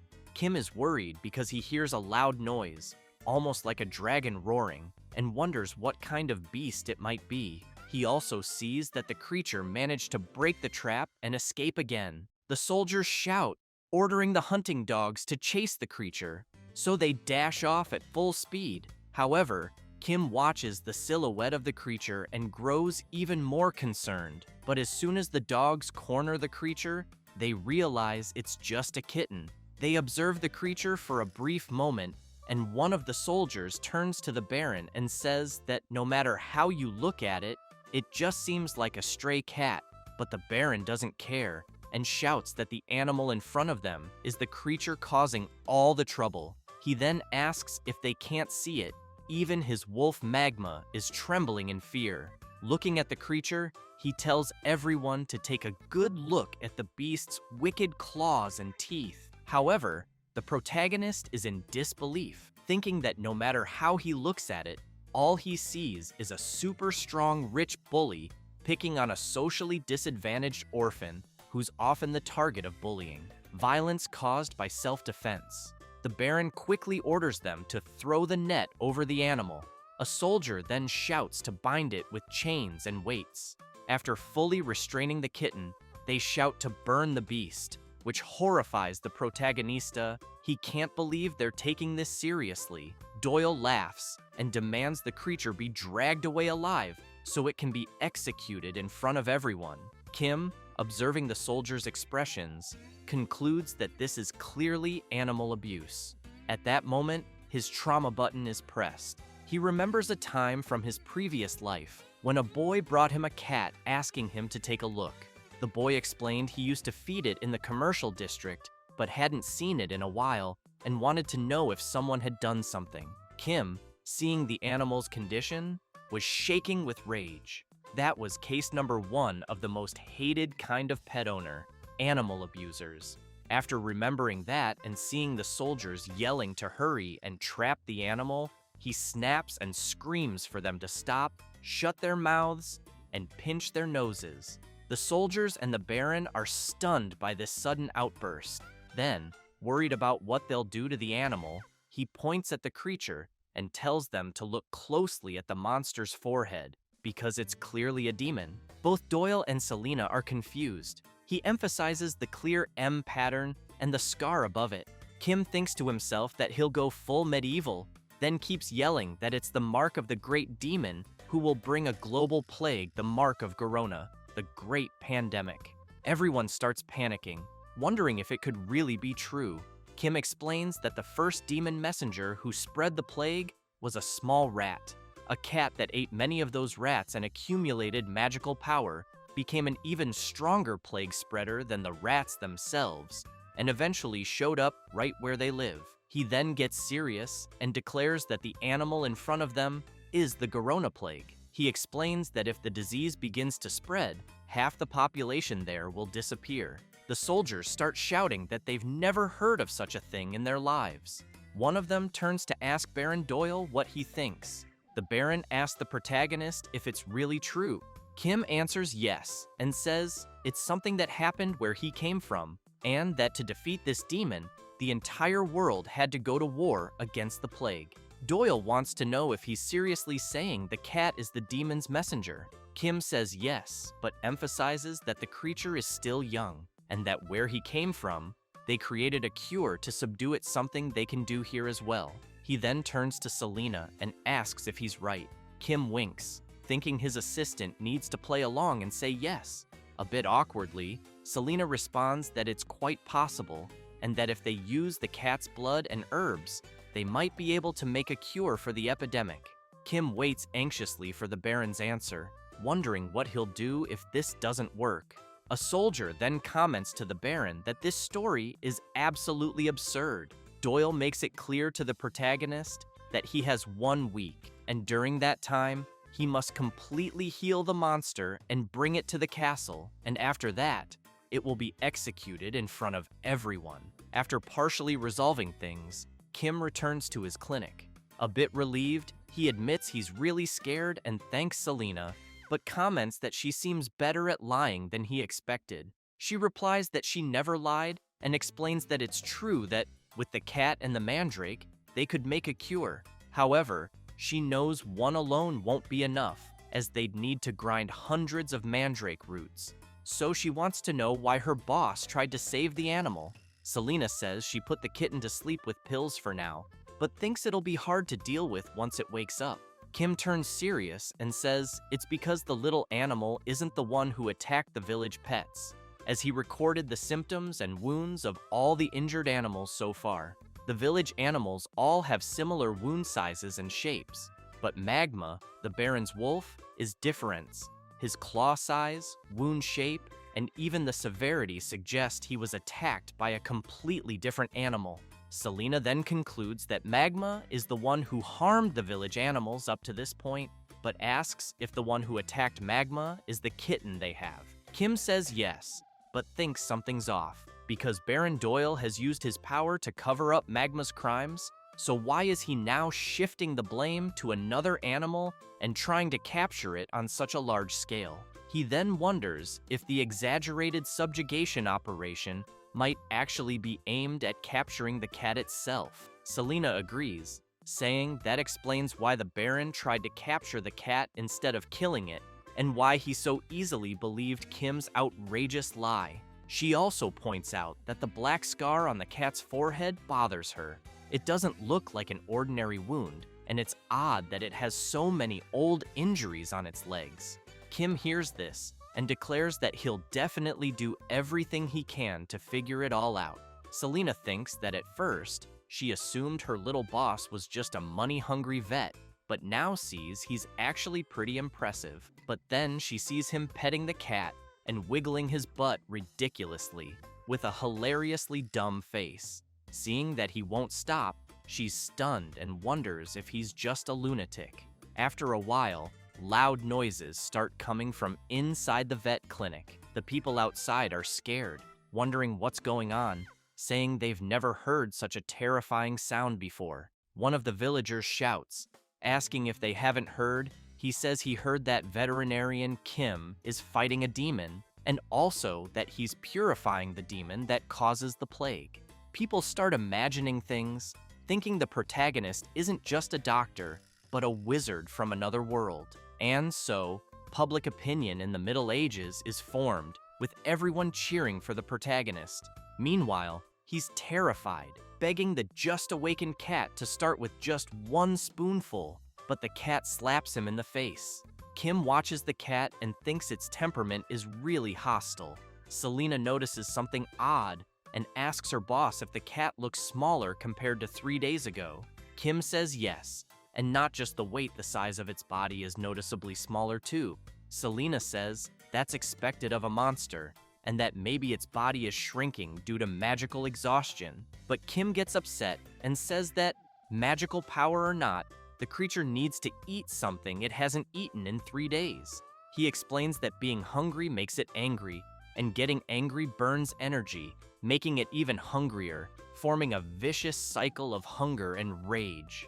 Then he thinks, if only he had the demonic snack Zor in moments like this, until suddenly, he feels a strange pain in his chest and quickly notices his necklace, the one he got from the dragon, glowing. He's surprised to see something coming out from inside him and shooting straight toward the kitten, who, while furious, ends up being hit by the demonic snack Zor, and suddenly, he becomes completely docile. Kim takes the opportunity, picks up the little creature, and starts pampering it. Selena sees the scene and is stunned. Kim keeps spoiling the kitten, and while it quietly eats its food, Selena notices something. Observing the cat's forehead, she realizes that all her questions have been answered, and that the creature before them is not a cat. She then recalls the story of the Monoceros, horned lions, from the days when dragons were alive and mana filled the world. They were called divine beasts, and revered as sacred beings. Wherever their horns touched, they brought water to dry lands and granted the blessing of light to dark lands. They were able to give such blessings because of the Monoceros heart, which had the ability to generate mana and possessed incredible powers. Furthermore, it was said the horn on their forehead was a sacred channel through which mana flowed, and that anyone who touched it would not escape death. And after the mana famine, the population of Monoceros decreased, and they began disguising themselves as small animals to protect themselves. But, having never lost their pride as divine beasts, they were said to have never been tamed by anyone except one, the spirit of healing. So after the kitten eats several demonic Zor snacks, Kim tries to get it to use the litter box and succeeds. He gets excited upon seeing the little creature manage to do it. The protagonist, in this case, is the so-called spirit of healing. The happy kitten, on the other hand, is the legendary divine beast. Kim gives the kitten another demonic snack and praises it, calling it a poop machine. Selena can't believe what she's seeing. Meanwhile, in Baron Doyle's castle, he's taking a bath and becomes furious upon learning that the creature ate its meal calmly. One of his henchmen confirms and says that, while observing the veterinarian, he saw him cradling the creature like a baby, and it was purring and diligently eating something. Doyle says it sounds impossible, but then one of his guards appears and reports that the soldiers are getting restless and need an order. He then wants to know about the conversation he overheard regarding a demon's messenger and a plague, and whether the cat really isn't just an ordinary feline. Doyle says Monoceroses are beings that cannot be tamed by humans, and that no matter how much power they've lost, they must never be underestimated. Because in the worst-case scenario, he believes these beings can convert the mana in their bodies into poison and self-destruction, and that power is truly immense, capable of bringing a plague upon an entire nation. He recalls the protagonist saying that it was something he really experienced in his world, and that the whole world had to fight the plague for years. He then reflects that it was said Monoceroses never ate anything given by humans. With that, he thinks about the veterinarian and wonders if he knows some special method no one else does. The next day, at the veterinary clinic, the protagonist's new employee asks the pink fairy guardian to please come into the consultation room. She then explains that in the consultation room, they will measure the child's weight. Kim thinks to himself that this is how it should be done, recalling Selena's poor customer service, followed by violence toward a client at the clinic, and finally her requesting unexpected part-time leave. Not to mention the unauthorized absences on the last one. She said she'd be gone for a few days. As soon as he saw that request, he was furious, saying it was more than enough for just cause. So he urgently asked Pio, who lives nearby, to help him out for a few days, offering 2 silver coins per hour. He then realized she was very good with customer service, really liked animals, and had a diligent and proactive work attitude. So he starts wondering about the fluttering in his chest as he watches her performing Selena's duties, and that maybe he could even hire her as a full-time employee.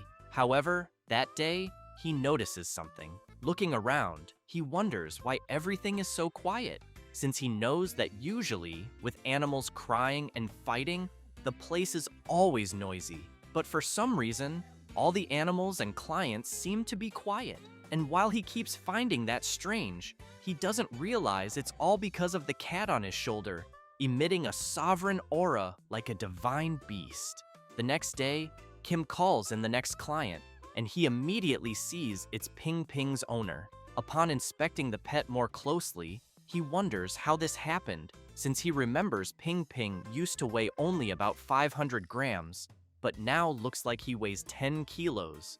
Still shocked by the animal's growth, Kim wants to know if a hamster can really get that big. The owner looks confused and asks what a hamster is, saying his pet is a floppier. Kim snaps back to reality and remembers that people there don't know what a hamster is. Ping Ping's owner asks if the protagonist is seriously saying he doesn't know what a floppier is. Kim awkwardly says that's not it. Then Pio shows up, saying her boss is from another world, so the words he uses are different. While Kim feels relieved to be saved at the last second, she continues explaining that's why he can perform medical treatments no local doctor can. The pet owner is impressed and comments that it seems the protagonist studied abroad. Excited, Kim announces that he'll hire Pio full-time. She's delighted with his decision and thanks him right away. Then he goes back to analyzing Ping Ping, wanting to know what exactly happened to him, as his condition looks very good. He also notes that his fur color is unique, but based on anatomical features, he's definitely a hamster, maybe affected by a spell that made his body grow. At that moment, the cat doesn't like something and jumps on Ping Ping. As it tries to attack, the creature splits into three, leaving everyone stunned, trying to understand what the hell just happened. Kim gets very worried, thinking the world he currently lives in is insane, and begs for it to at least follow basic laws of physics. Because as a vet, he can't explain this phenomenon. The owner starts trembling upon seeing his pet, and Kim panics, trying to calm him down. But the man grabs all three and says that even though he tried to make them a family all this time, they weren't interested. Then he says this is great and immediately wants to know what names he should give them. But one of them jumps, causing the others to jump too, and everyone gets startled. Kim comments that now that the animal's body is smaller, its agility seems to have increased as well. Then someone arrives, grabs the first, grabs the second. It's Selena, and the third she catches with her mouth, saying the animal is not a floppier. She observes the little creatures and says they're blubes, then quickly asks where the owner got them. He replies that he doesn't know either, and that he just got them as a gift from his father, but now wants to know if his pet is some kind of demonic creature. Selena says she intends to investigate that now, and as she places the little creatures into a cage, she makes it clear that they'll need to be hospitalized. The owner asks why and what's going on all of a sudden. Selena turns serious and tells him not to worry, assuring him she won't dissect them. Kim, feeling awkward, emphasizes that they don't engage in any unethical medical practices. The owner wants to know if he can trust the protagonist. Kim says yes, and explains that without the owner's consent, he can't do anything, but he wonders why he has to keep giving so many explanations. After a while, Selena says that blubes aren't naturally occurring animals, and that they were created through the experiments of a mad wizard, and that they are failures. Kim is horrified and wants to know if mad scientists really exist in this world. Selena comments that, actually, this so-called mad wizard isn't all that bad, but obviously, that doesn't excuse his mistakes. She then says she thought all the blubes were already gone and didn't expect to see them again in a place like this. She takes a deep breath and says it's been 100 years. Hearing that completely shocks the protagonist, and he immediately asks Selena how old she is. At that moment, Sunja looks uncomfortable, and the protagonist quickly asks if something's wrong. Then someone knocks on the door and shouts, asking Kim to open it immediately. Both he and Selena are surprised by the urgency in the voice. Then the guards announce that Baron Doyle is there and urgently wants to speak with him. As soon as the Baron enters, he shouts for the veterinarian to bring the monster. Kim thinks that he was supposed to hide it for a week, but simply couldn't prepare for this because he was struggling just to feed it. So, feeling awkward, he welcomes the Baron and wonders where Selena ran off to in the meantime. He then asks Doyle if he'd like a cup of tea. Doyle replies, there's no need, just bring the monster.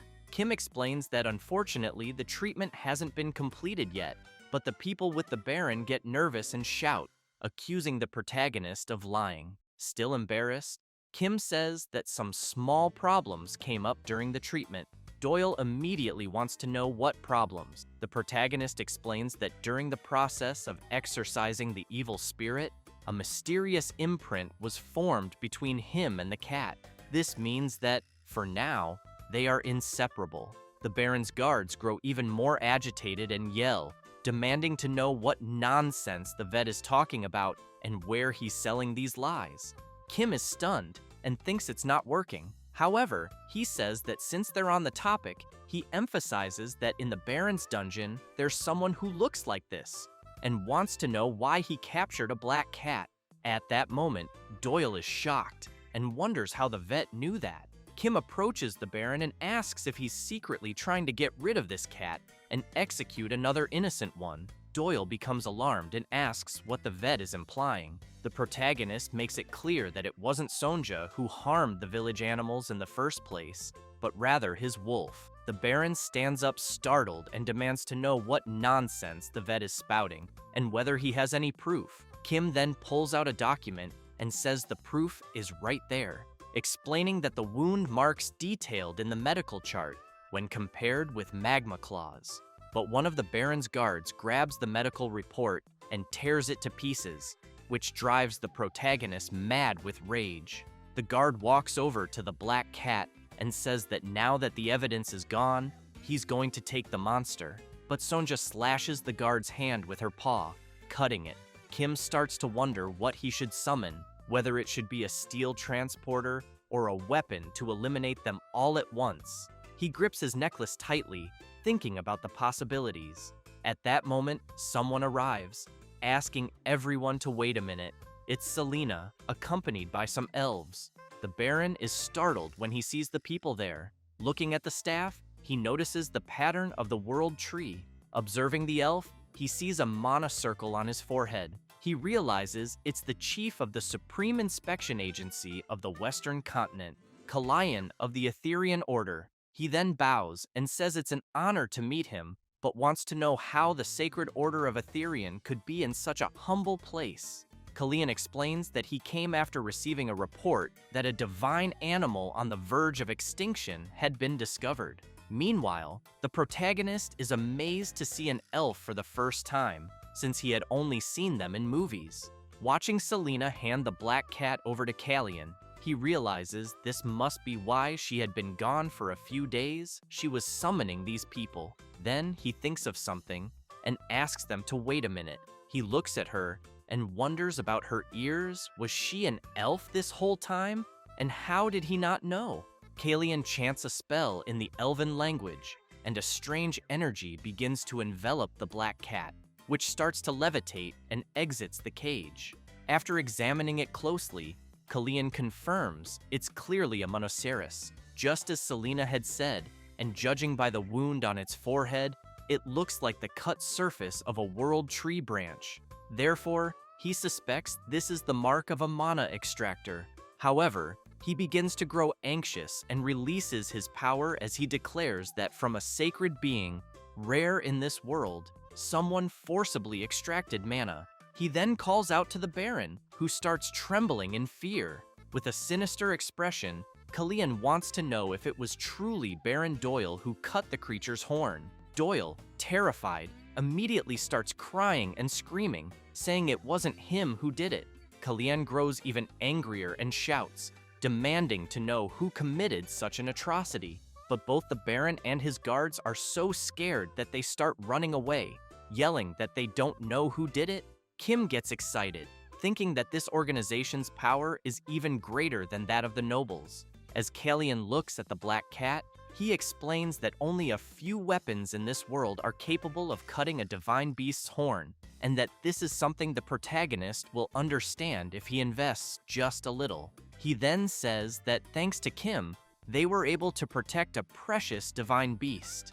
Kim, feeling awkward, replies that it was nothing, that he was just doing his job. But he's surprised to hear that they plan to take care of the divine beast now. He starts thinking about Sonja and how he's going to be taken away, but knows it's for his own good. One of the elves notices that the creature is breaking the barrier using its own power. Another elf wonders why it's doing that. Kalayan asks the creature to calm down, explaining that they're not enemies. At that moment, Sonja manages to break through the mystical barrier Kalayan had cast, leaving the other elves stunned. The black cat then jumps onto the protagonist, and the two embrace affectionately. The elves are shocked by the scene, and Kalayan immediately wants to know how something like this could be happening. Then he sees the cat playing with the protagonist's necklace, and starts thinking that he's seen that necklace somewhere before. Kim looks ahead, and noticing the strange looks from the elves, wonders what's going on. He recognizes that look as the same one his old professor had when trying to recruit him for graduate school. He also sees that even Selena has that look. However, Kalyan, now excited, tells the protagonist that he will entrust the divine beast to his care. With the same look as before, he adds that it might be better to take both him and the Monoceros to headquarters for investigation, but with Selena there, he's confident they'll be in good hands. Kim notices the expression on Selena's face and begins to wonder about her lack of enthusiasm. Kalyan then chants his magic again, wrapping the Monoceros in it. He explains that he has created a necklace imbued with the protective magic of the Etherean Order, which will substitute for the lost horn and help the little creature recover its strength. Kim looks at the kitten and tells it that it'll be okay. Another elf approaches and tells the protagonist that if he finds himself in danger, a rescue signal will immediately reach them. Kim wonders if that's some sort of automated rescue request system. Kalyan adds that, as a token of gratitude for what Kim has done, he will give him something. He then shows a ring imbued with the power of his family. As soon as Kim holds the item, he thinks it feels quite ominous because the moment he puts it on, he suddenly feels like he might get dragged into someone's expedition team, receive a life-threatening mission, or end up getting attacked by monsters. The elf laughs and emphasizes that the ring also contains protective magic, so in case of danger, a rescue signal will instantly be sent to them. Kim looks at Kalyan's smile and wonders why he's smiling again. Kalyan picks up the ring and says he'll put it on the protagonist, who gets scared and says he's not mentally ready yet. As soon as the ring is placed on him, the elves smile with satisfaction, and the veterinarian thinks the item fits perfectly. Kim remains suspicious of the ring and feels a strange magical sensation, so, a bit awkwardly, he apologizes to Kalyan and says he thinks he'll have to decline the ring. The elf immediately wants to know why. Kim thanks him, but explains that his job requires using his hands, so accessories are a bit unnecessary. Kalyan wants to know if he can't think of the item as armor instead of an ornament. The protagonist continues explaining that his job is medical and that it's inconvenient to have something on his hand. Kalyan then asks if they'll have to make it in a way that's not inconvenient. Kim replies that he thinks so the elf uses his magic, which greatly surprises the protagonist. At that moment, the ring begins to dissolve, and in its place, an elven mark appears on the veterinarian's finger. Kim gets startled and wonders if he now has a tattoo on his finger. Kalyan asks the young man to place the pattern of the ring in his heart and say, es celestial. Kim doesn't quite understand and asks the elf to be more clear. So, the elf uses his magic again, and a reaction begins on Kim's finger. Kalyan says that remote conversion is possible with someone who possesses a telestron. Kim gets excited and realizes it's a video call. Then the elf asks him to say light, which he promptly does, and a burst of energy comes out of the ring. Seeing how excited the young man is, Kalyan asks if he likes it. Kim replies that he absolutely loves it. The elf emphasizes that there are many other features besides that, but they'll discover them gradually, and that obviously the most important one is the protection function. Kim thanks the elf for gifting him something so amazing. Kalyan says he's glad he liked it. Meanwhile, Selena thinks to herself that her boss had once said he'd hate that even if he died. But Kalyan says there's something he's curious about. He wants to know where the protagonist got the necklace he's wearing. Kim looks at him and says it's complicated to explain, but that he basically got it from a dragon. The elf is surprised and wants to know what he means by getting it from a dragon, since he knows dragons have been extinct for about 1,000 years. Kim is surprised to hear that as well. Very intrigued, Kalyan asks if the protagonist has existed for 1,000 years. He gets embarrassed and makes it clear that's not the case, and says he assumes the elf has an open mind. He then explains that the dragon's pet bat was sick, so the dragon summoned a healer, and that healer happened to be him. After treating the dragon's pet, he received the necklace as a reward for his service. Then, when the dragon said it would send him back to his original world, it left him there.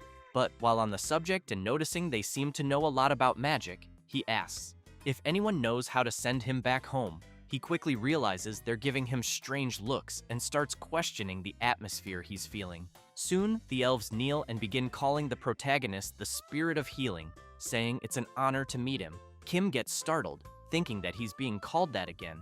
But seeing that even the elves are now calling him that, he figures the dragon really was naive. He then remembers the dragon jumping and dancing, calling him the spirit of healing, and is stunned by the memory. He then asks everyone to calm down and explains that it's all a misunderstanding and that he's just an ordinary human man. He tries to explain again that he was simply summoned by mistake by the dragon and that the bat was sick in the first place due to poor care, so there wasn't even anything to treat. Kalyan points out that even so, he received a necklace imbued with the dragon's power. Kim says he had to get some travel expenses, especially because he was brought there by force. The elf quickly grabs the protagonist's hand and says that currently, the world they live in is facing a serious crisis, and asks if the protagonist has ever heard of mana. Kim, startled, says no. Kalyan explains that mana is the sacred life energy that makes up the world they live in, and that the mana flowing from the Earth's source resides in all things in the world. The more mana that accumulates, like a dragon's mana reserve being 100 million, while a human's is only the larger the being, the stronger and more sacred it is. However, Kalyan emphasizes that, starting with the extinction of dragons, countless divine beasts began to disappear, and with the disappearance of dragons and leviathans, even the world tree eventually started to wither. Because of this, he fears that if things continue like this, mana will soon be completely depleted, and the survival of the next generation is currently at risk. He then explains that the world's leaders, sensing the crisis, created an organization to develop countermeasures, and thus, the Etherean Order was born. Kim thinks it's like a UN environmental monitoring agency. Kalyan places his staff on the protagonist's shoulder and says there's a legend that has been passed down in this world for a long time, in which the spirit of healing, who wears the power of the dragon around his neck, must save the world. Kim is completely stunned upon hearing this, but wants to know if the elf is talking about him. Kalyan replies yes, and that they had been waiting for his appearance. The protagonist is in shock and asks them to hold on a second, because he believes there must be a big misunderstanding. However, the elves kneel, and Kalyan makes it clear that from that moment on, his celestial family and the ethereal order will dedicate their lives to protecting Lord Kim Ojin, the spirit of healing. The protagonist is utterly terrified, asking them to wait and questioning if what they're doing is really necessary. He then starts thinking he's going crazy and quickly blames everything on that dumb dragon. The next day, Kim calls the next patient and reports that its nutritional status is good and there are no signs of any specific disease. The little creature he's examining is a flying fish named Lumi, a popular pet, but its owner wants to know why it can't fly. Kim says it's probably due to aging, since their average lifespan is 50 years, and hers is already 42. She agrees, but then shouts, asking if there's any way or method to slow down aging or make it fly, even temporarily. Kim says that's very difficult and explains that aging in pets is a natural process, and that she should accept and acknowledge it. She gets upset and says that, actually, her father has been bedridden with an illness since last year, and he loves watching the fish fly. Ever since he was confined to bed, the creatures also began to get sick, and eventually, one by one, they stopped flying. But she emphasizes that Lumi is currently the only one that can still fly. She then explains that Lumi was a creature her father especially adored, and he used to take it with him everywhere. In fact, she says she heard that when her father proposed to her mother, he gave her Lumi. Kim is shocked and asks if it wasn't a ring, but a fish, thinking it must be a joke. Selena calls out to her boss and says it's true, because in the past, proposing marriage with a flying fish was a worldwide trend. The fish's owner says that it's no longer like that, but until a few decades ago, it was said that flying fish could emit light from their bodies. She explains that the sight of flying fish soaring in flocks through the night sky was as beautiful as stars, which is why they were very popular at events and festivals. And that's why her father also took Lumi, who was struggling, and let it float in the night sky. The protagonist doesn't like hearing that people used animals for events, but the fish's owner continues, saying that's how her parents had a happy married life. However, a few years ago, her mother died of an illness, and her father also began to waste away. Now he stays locked in his room, caring only for the flying fish all day. She starts crying and says that some time ago, He said that if all these creatures became unable to fly, his own life would end as well. Kim starts thinking of the scene where a person watches a tree leaf and believes that if it falls, they will die too. Selena wants to know if they can't simply buy a new, healthy flying fish. But Lumi's owner starts screaming, begging the protagonist to make Lumi healthy again so it can fly, and to save her father's despair. Kim looks at the fish and thinks that it is healthy, just aging.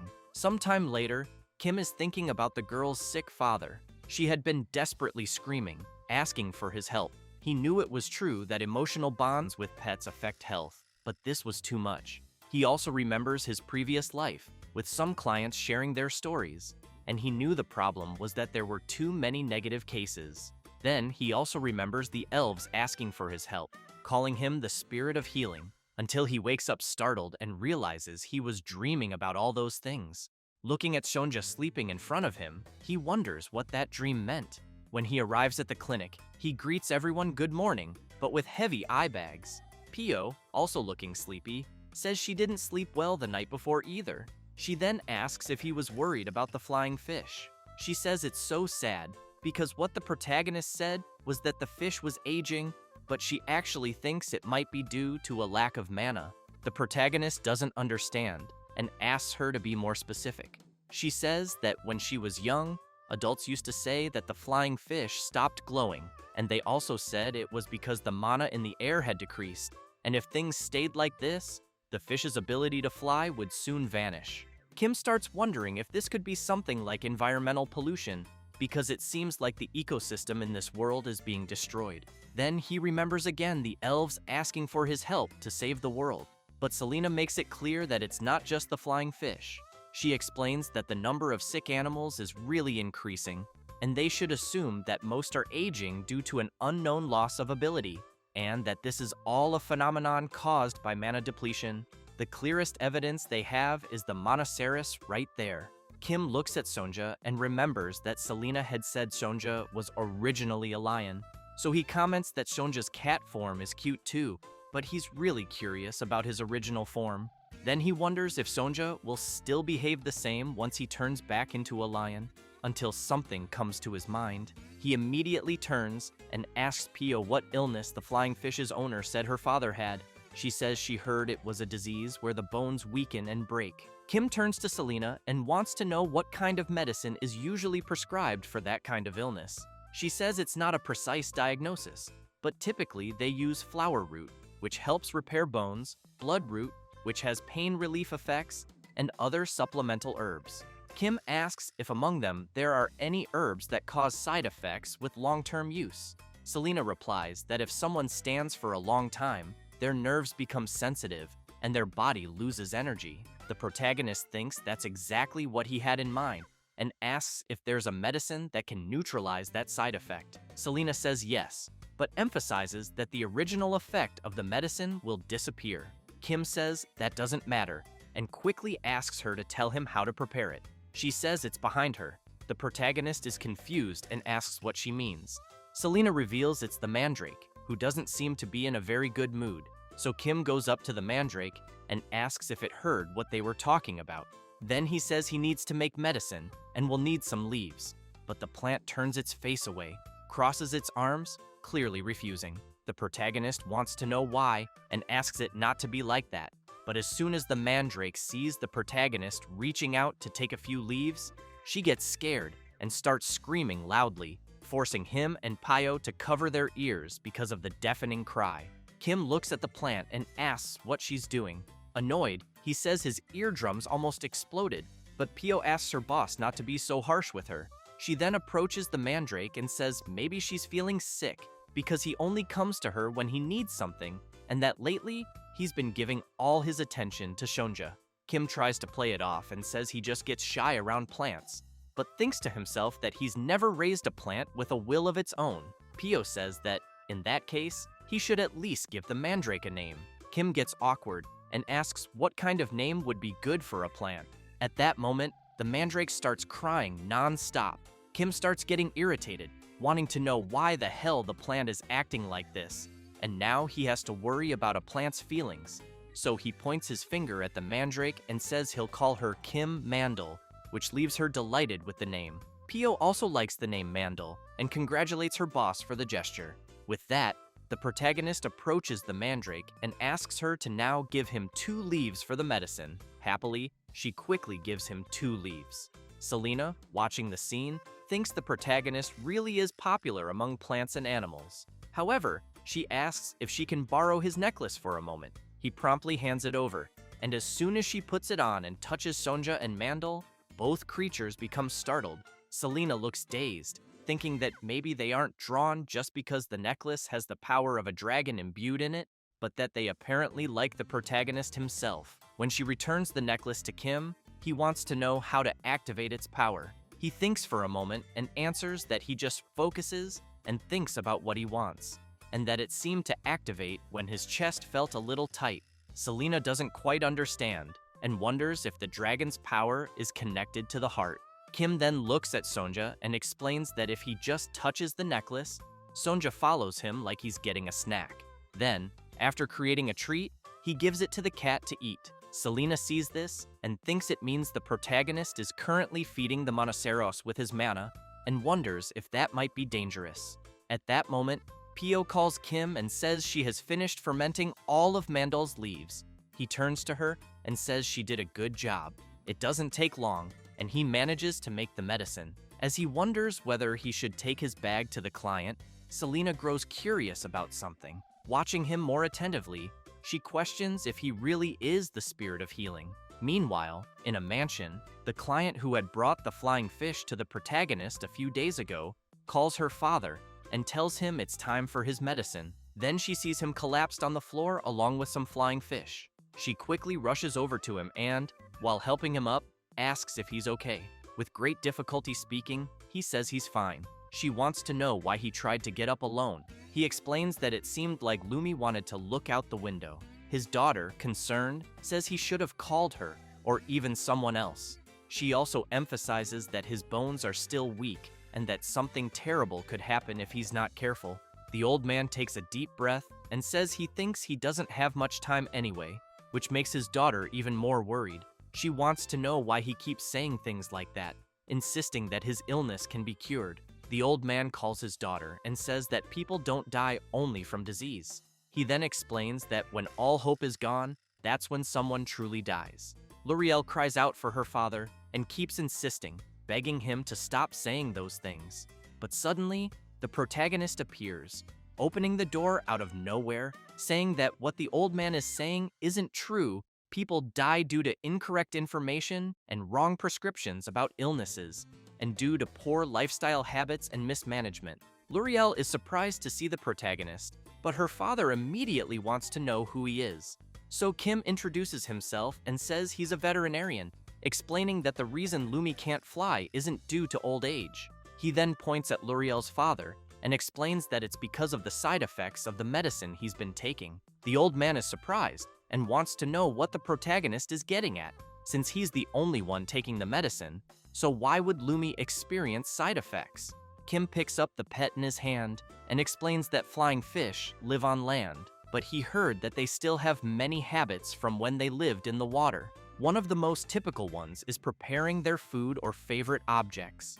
In other words, the reason Lumi can't fly is because they consumed too much of the medicine from the old man's hair and beard. As soon as he hears this, L'Oreal's father is astonished and says he doesn't think those little creatures lick his hair. But L'Oreal turns to him and asks if he didn't know. Every day, when he falls asleep, the little fish tidy up his hair and beard all night long. The old man is surprised and wonders if that's why his beard has always been so shiny. Kim says yes, and adds that he also treated them, so they should regain their strength in a day or two at most. He then says that from now on, the old man should wear a shirt when sleeping. The old man replies he'll just shave everything off. With that, the protagonist begins applying the medicine to Lumi. Kim comments that the little fish seems to be resisting a bit, but Pio holds him more firmly. Once he finishes applying the medicine to the flying fish, Kim explains that it's a fast-acting remedy, and he thinks they'll be fine soon. And, quickly, one of the fish starts to fly. The old man is astonished and calls out for Lumi, who immediately flies to him and begins rubbing against him. Overjoyed, he says, "This must be a dream." Kim says that Lumi was the healthiest of them until recently, so the medicine should be very effective. The protagonist emphasizes that the other little creatures will be fine soon as well. Then, out of nowhere, one of them bites his arm. Then another bites his hair, and he quickly wants to know why they're acting like that so suddenly. Suddenly, they all start attacking the protagonist, who is left in shock, trying to understand what the hell is going on. One of them suddenly starts trembling strangely, which quickly catches the old man's attention. The fish begins to glow intensely. Both Kim, Luriel, and Selena are surprised as they watch the other fish flying and emitting a beautiful glow.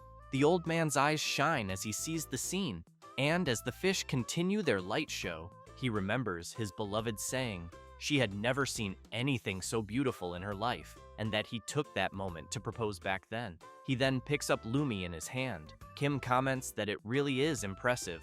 Pio turns and says she now understands why Luriel's father used a flying fish for a marriage proposal. Meanwhile, the protagonist still thinks that, even so, animals shouldn't be used for events, because it's animal abuse. Selena remains intrigued, thinking that the fish started flying and glowing right after tasting her boss's blood and hair. She reflects that she really doesn't think he's ordinary, but wonders if he's truly the one their world was waiting for. Then she recalls the conversation she had with Kalian, who on that day asked her if she truly believed Kim Ojin was the spirit of healing. She replied yes, and that everything matched the prophecy. However, she had also said that giving the ring to the protagonist was going too far, especially since the ring didn't even belong to Kalian. He laughed and said it was fine, as he believed she would have allowed it. He then called for Selena and emphasized that Kim was chosen by the Monoceros, and asked if there could be any stronger evidence of conviction than that. After all, even others had noticed it besides themselves, and that the rumor of the spirit of healing's appearance would soon spread throughout the world. Selena wanted to know if Kalian was planning to use Kim Ojin as bait, and if that was why he let Baron Doyle escape. Kalian makes it clear that punishing one or two villains is easy, but what they truly seek is the hidden truth behind it all, and they are merely waiting for that truth to be revealed. He then asks Selena not to worry, assuring her that they won't put the protagonist in danger. He goes on to say that he knows she visited the village for another reason, and wants to know if it's really just a coincidence that the spirit of healing appeared right in front of her. She says that when she first saw Kim Ojin in the middle of the village, he was subduing a giant rabbit, and that the necklace that caught her attention made her feel she needed to take a closer look. She emphasizes that she does believe the protagonist is special, but still feels he doesn't quite seem like the spirit of healing. Kalian replies that they will only know by watching him, and, as she herself knows, the prophecy about the spirit of healing doesn't speak only of saving the world. The next day, it was another peaceful day at the protagonist's veterinary clinic. Or not. Kim, seeing the blube there, wants to know why it's there, and if, by any chance, the little creature wasn't dismissed the previous week. Selena picks up the creature and says she decided to protect one of the three. She then explains that blubes are divided into those with a core in their heads and those without, and that if a person keeps only the ones with a core, the others won't divide. Kim points at the blube and comments that this means it can divide. Selena replies, that's exactly right, but she emphasizes that the one in her hand is sensitive, and therefore, the protagonist should be careful when it splits due to stress. Kim goes crazy with rage, asks her to wait a minute, and quickly wants to know if that means she wants to keep it there. She replies yes, and he immediately asks her to take it back. She responds that he doesn't need to worry because only he needs to know how to raise a blube correctly. In the past, there were many cases where villages were devastated because people unknowingly raised them, causing explosive division. Kim gets even more terrified upon hearing that, and still wants to know if she really intends to raise such a dangerous creature there. He then yells that it's like raising a time bomb in a gunpowder depot, since there's already the mandrake there, with its unpleasant temperament, loud as hell, and Shonja with a violent history. At that moment, Pio approaches and wants to know if the owner allowed this. Selena looks annoyed and asks Pio if that's really necessary.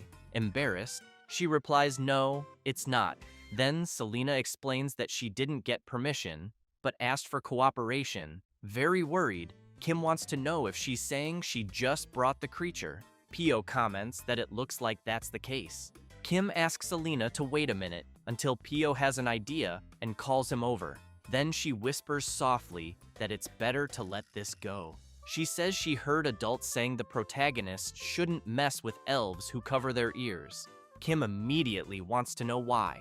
Pio says she heard that elves mark the ears of heinous criminals, which is why they usually cover them. Kim is visibly shaken, wondering if Selena might have an ankle monitor. He quickly remembers her punching one of the interviewees that time, being the kind of person who punches first and talks later.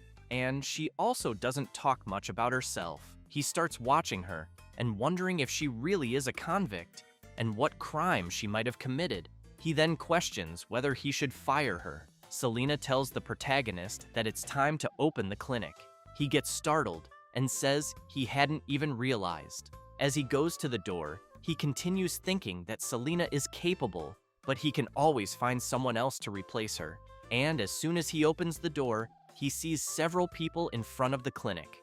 All of them are holding their pets, shouting, begging the protagonist to help and save them. At that moment, Pio approaches and asks them to line up, saying she will hand out number tags.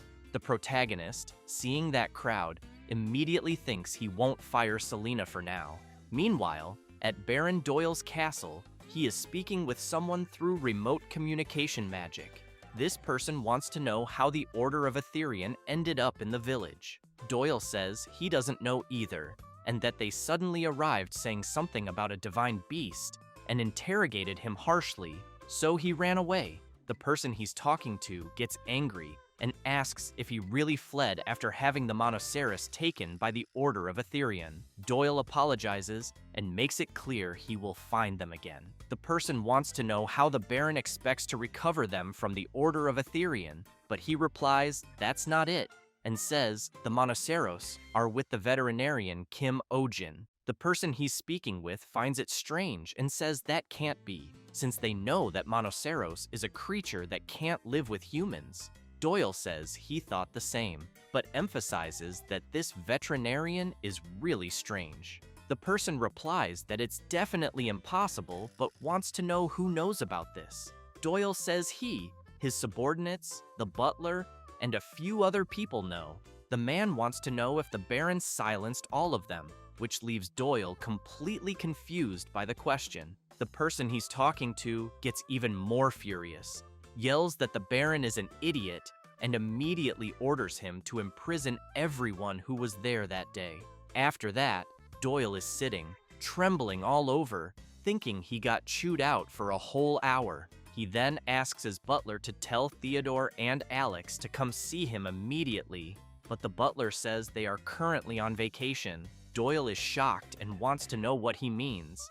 The butler explains that they kept complaining about constant overtime, so he sent them on vacation.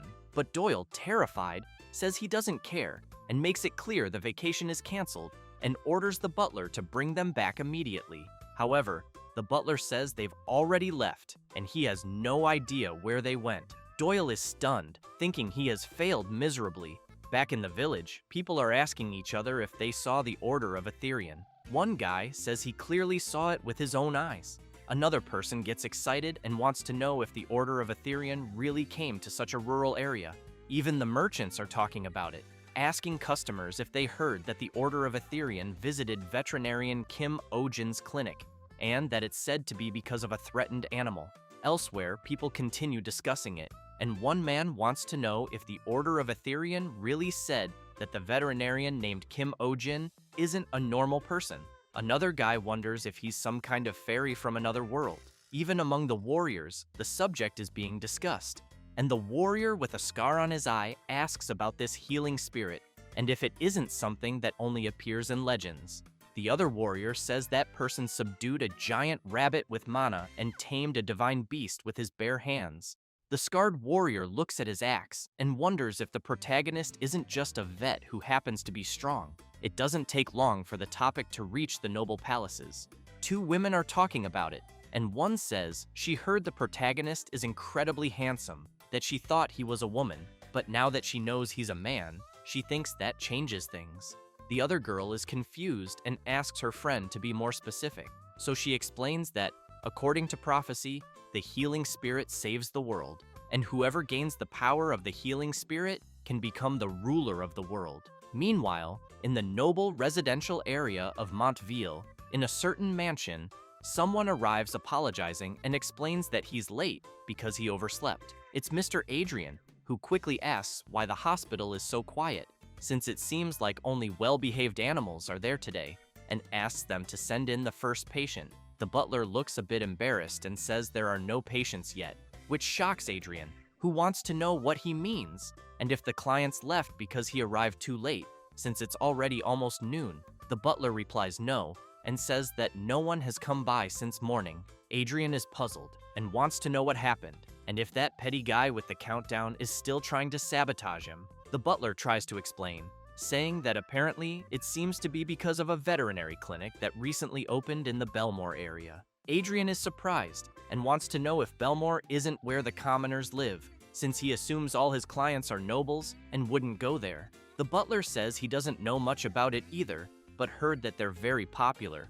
The blonde guy comments that he thinks they must be using some tricks, since he knows that, at best, a commoner veterinarian is exactly that, and that, being from a royal academy that only nobles can enter, he then begins to emphasize that he's going to take a few days off and think of this as a vacation, and maybe the next day, building a house for Lady Marianne's unicorn will guarantee a whole month's income. However, the butler informs him that a message just arrived from Lady Marianne saying she's canceling the appointment, which leaves the blonde guy quite surprised, saying that's definitely impossible.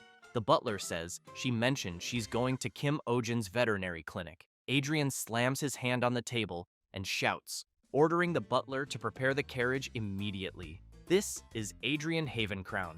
Excellent looks from a prestigious family, a rare talent with intellect and refinement, and yet everyone wonders why he's a veterinarian. It's very simple, because he loves pet owners, or rather, the owners of adorable animals. He thinks that if there's anything more beautiful and rewarding than easing the worries and anxieties of the women of the world, but he knows that even so, he always strictly separated public and private matters, except for Lady Marianne Astrid, because he knows that the moment she visited his hospital, his heart began to beat only for her. And maybe he even thought he had become a veterinarian to care for her unicorn.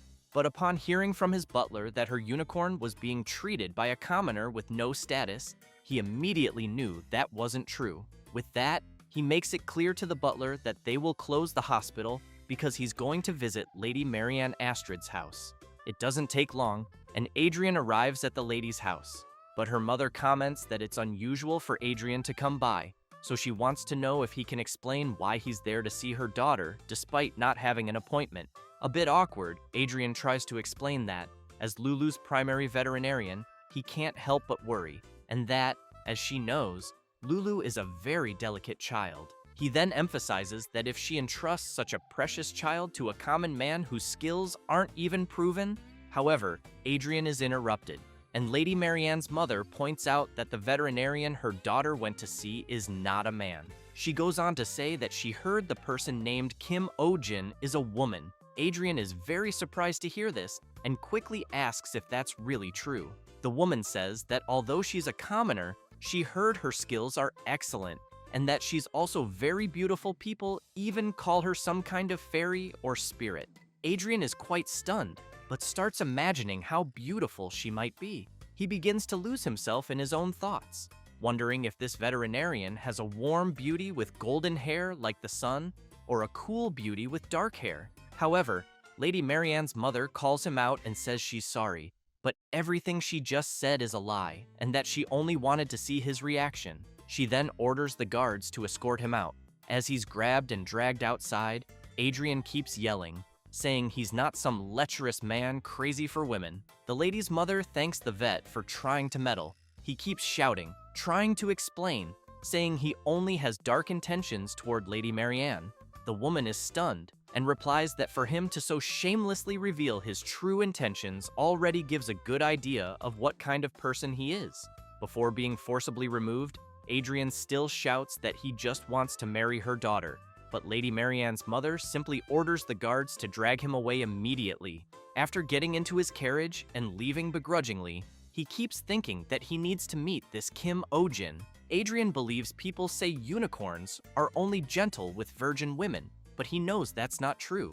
He knows unicorns are picky about people because of their sensitive nature, and that, especially, the smell of blood or male sweat is something unicorns absolutely hate. So if someone approaches carelessly, they'll be killed by its hind legs and hooves. Meanwhile, he knows that unicorns like clean women who wear good perfume. Adrian thinks this way because he hates men, specifically, but he also knows he went through a lot of trials and errors in the beginning, though in the end, he succeeded. The secret, he says, is that a few days before treatment, after showering at least twice a day, you should spray the same perfume the owner uses. With that, he knows very well that a smelly doctor who doesn't even know what perfume is if they get close, an incident will happen instantly, and that if he shows up with his new appearance, things will be different. Then, he will protect her unicorn for the rest of his life, and the two of them will live happily ever after. Lost in thought, he concludes that it will be perfect. He then starts laughing to himself inside the carriage. As soon as they arrive in the Belmore district, Adrian steps out of the carriage and quickly sees a crowd of people, wondering what's going on, until he hears some people amazed, saying it's their first time seeing a unicorn. Adrian thinks it's Lulu the unicorn and believes he's about to witness the veterinarian being humiliated in front of everyone. It doesn't take long before he spots the unicorn up ahead and thinks it's doing quite well, and that if this continues, he'll lose his temper. But the protagonist is riding the unicorn and having fun, which terrifies Adrian, who struggles to understand what the hell is happening. Kim, happy to be enjoying the ride, asks if the unicorn has always been this gentle. Seeing that, Adrian knows that's impossible. He remembers a time Lulu got mad even while under anesthesia. Lady Marianne also seems pleased and says it's the first time Lulu has let anyone ride her. The blonde guy remains stunned, thinking the protagonist must have used a trick, that there must be some other method involved. Then he spots Selena and asks what she's doing there, and if by any chance she's an elf, since he heard elves can use magic. He suspects that maybe Lulu is under a spell, which is why she's acting kind toward others, especially the vet. However, as soon as Selena tries to pet Lulu, the unicorn bites her arm. While Kim asks if she's okay, she just awkwardly stares at the bite mark. Both the people and Adrian are shocked to see that she reacted so normally.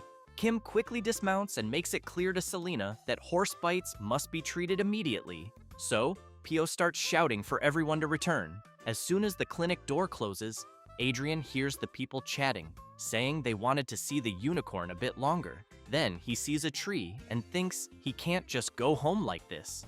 So he starts climbing the tree. As he climbs, he tells himself not to be underestimated, since he was the champion of the Royal School tree climbing competition for 2 consecutive years. Once he's up, Adrian manages to see what's going on inside the clinic. To make sure he sees everything, he pulls out binoculars and observes more closely. He sees the protagonist performing proper first aid, but wonders what herb is being applied to the wound. He also notices the bandaging method is pretty basic, just like a commoner's. But then something catches his eye. Seeing a mark on Kim's hand, he questions what that strange symbol is. Suddenly, he remembers something and realizes it's the mark of the Celestial family. Shocked, he recalls that Celestial is the most noble family among the elves. Now he's desperate to know why the emblem of such a high-ranking family is on a commoner's hand. Inside the clinic, Selena comments that she thought it was a light injury, but it seems the saliva contained poison. As Kim finishes the bandages, he says it's still lucky that it's only that. He then comments that maybe Lulu just didn't like Selena. Marianne feels sad and apologizes sincerely, saying she'll cover all the treatment costs. The protagonist turns and tells her not to worry about it, since it was their own carelessness. The lady wants to know if Selena also works there. He replies yes, and that everyone there is a veterinary assistant. In fact, they mostly prescribe medicine and do strength-based tasks. Marianne says she understands and figures that, since the protagonist is a famous person, he probably thinks it's best to have a large staff. Judging by the new clinic there, She says it looks a bit small for him to fully showcase his skills. Kim gets confused and asks her to be more specific. She emphasizes that she thinks a bigger clinic would be better. He's stunned and thinks to himself that she hasn't seen his old clinic, since he remembers it as the worst commercial building on the first floor, no subway or bus stop nearby. The bathroom constantly broke. The heating didn't work well, and animal noise complaints kept coming in. Still, he starts acting like a victim and goes on about how, since the opening, he's been in the red with mortgage loans, credit loans, the amount of interest he paid per month, and how high the management fees were. Seeing him like that, Marianne says she's not entirely sure, but it seems like he went through a lot. She then remarks that people are foolish for not recognizing someone as wonderful as him. She asks him not to worry, because her eyes are accurate, that people just need to adjust to someone like him. And she thinks maybe it could be something like a clinic sponsored by her family, for example. He's confused and wonders what she's trying to imply. Then the lady approaches the vet and asks what he thinks. At that moment, the unicorn starts getting into it with the black cat. While the protagonist keeps asking Shonja to calm down, Marianne tries to hold Lulu back, wanting to know why she's acting like this. She hugs her and asks again why she's suddenly behaving this way. Selena finds it all strange and explains that, although unicorns are known for not liking humans, they tend to have good compatibility with animals smaller than them. She emphasizes that, especially with monoceros, since they have many traits in common and should feel even more affinity. The lady doesn't like hearing that and asks if Selena is implying that her Lulu has a bad personality right now. Without mincing words, the elf says that's exactly what she meant. Tension builds between the two, and the lady also wants to know if Selena has been this blunt and rude from the start. Selena replies that she doesn't think someone who cut the line without a reservation has the right to say that.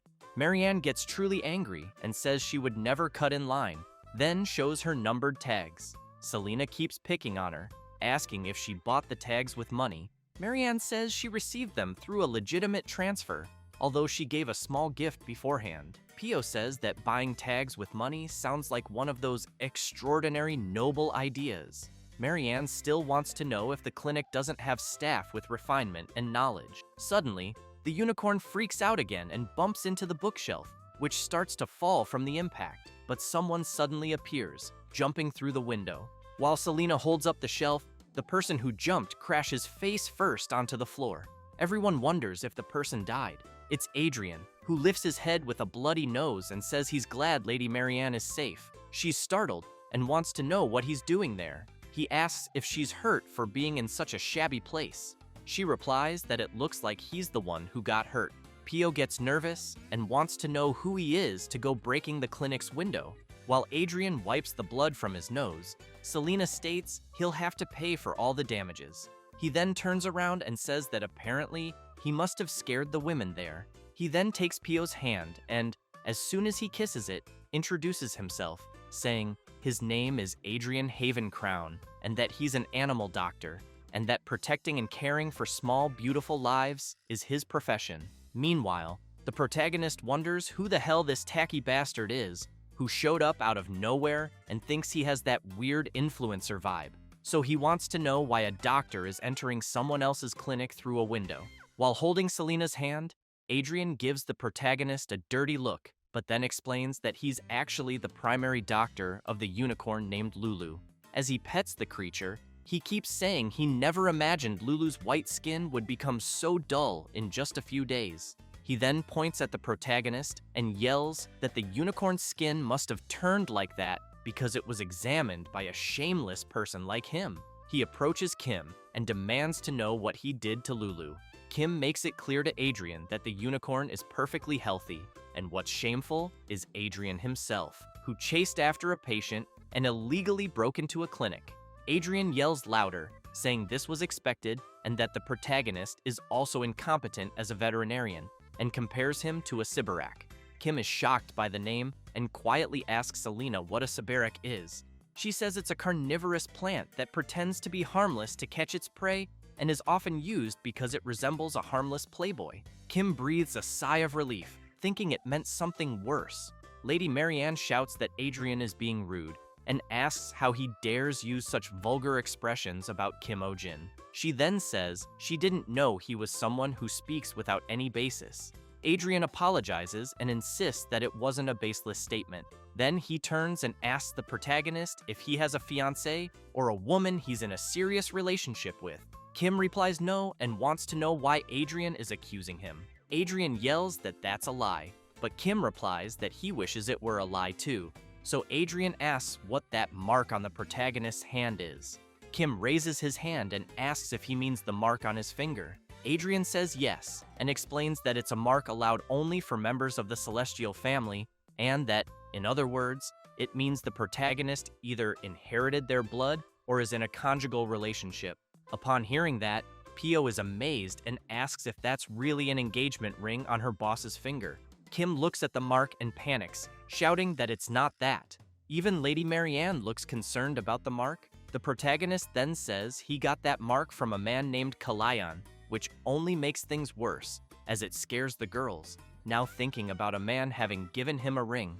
Realizing their reactions, he shouts that he doesn't know what they're thinking, but it's absolutely and definitely not what they're imagining. He asks Selena to please explain it to them, but she replies that she doesn't like doing that and won't. Then Adrian notices something and quickly turns around. He sees the unicorn trembling and wants to know what Lulu is feeling. Suddenly, the creature vomits and collapses on the floor, leaving everyone worried. Kim quickly asks Pio to bring a candle and a stethoscope.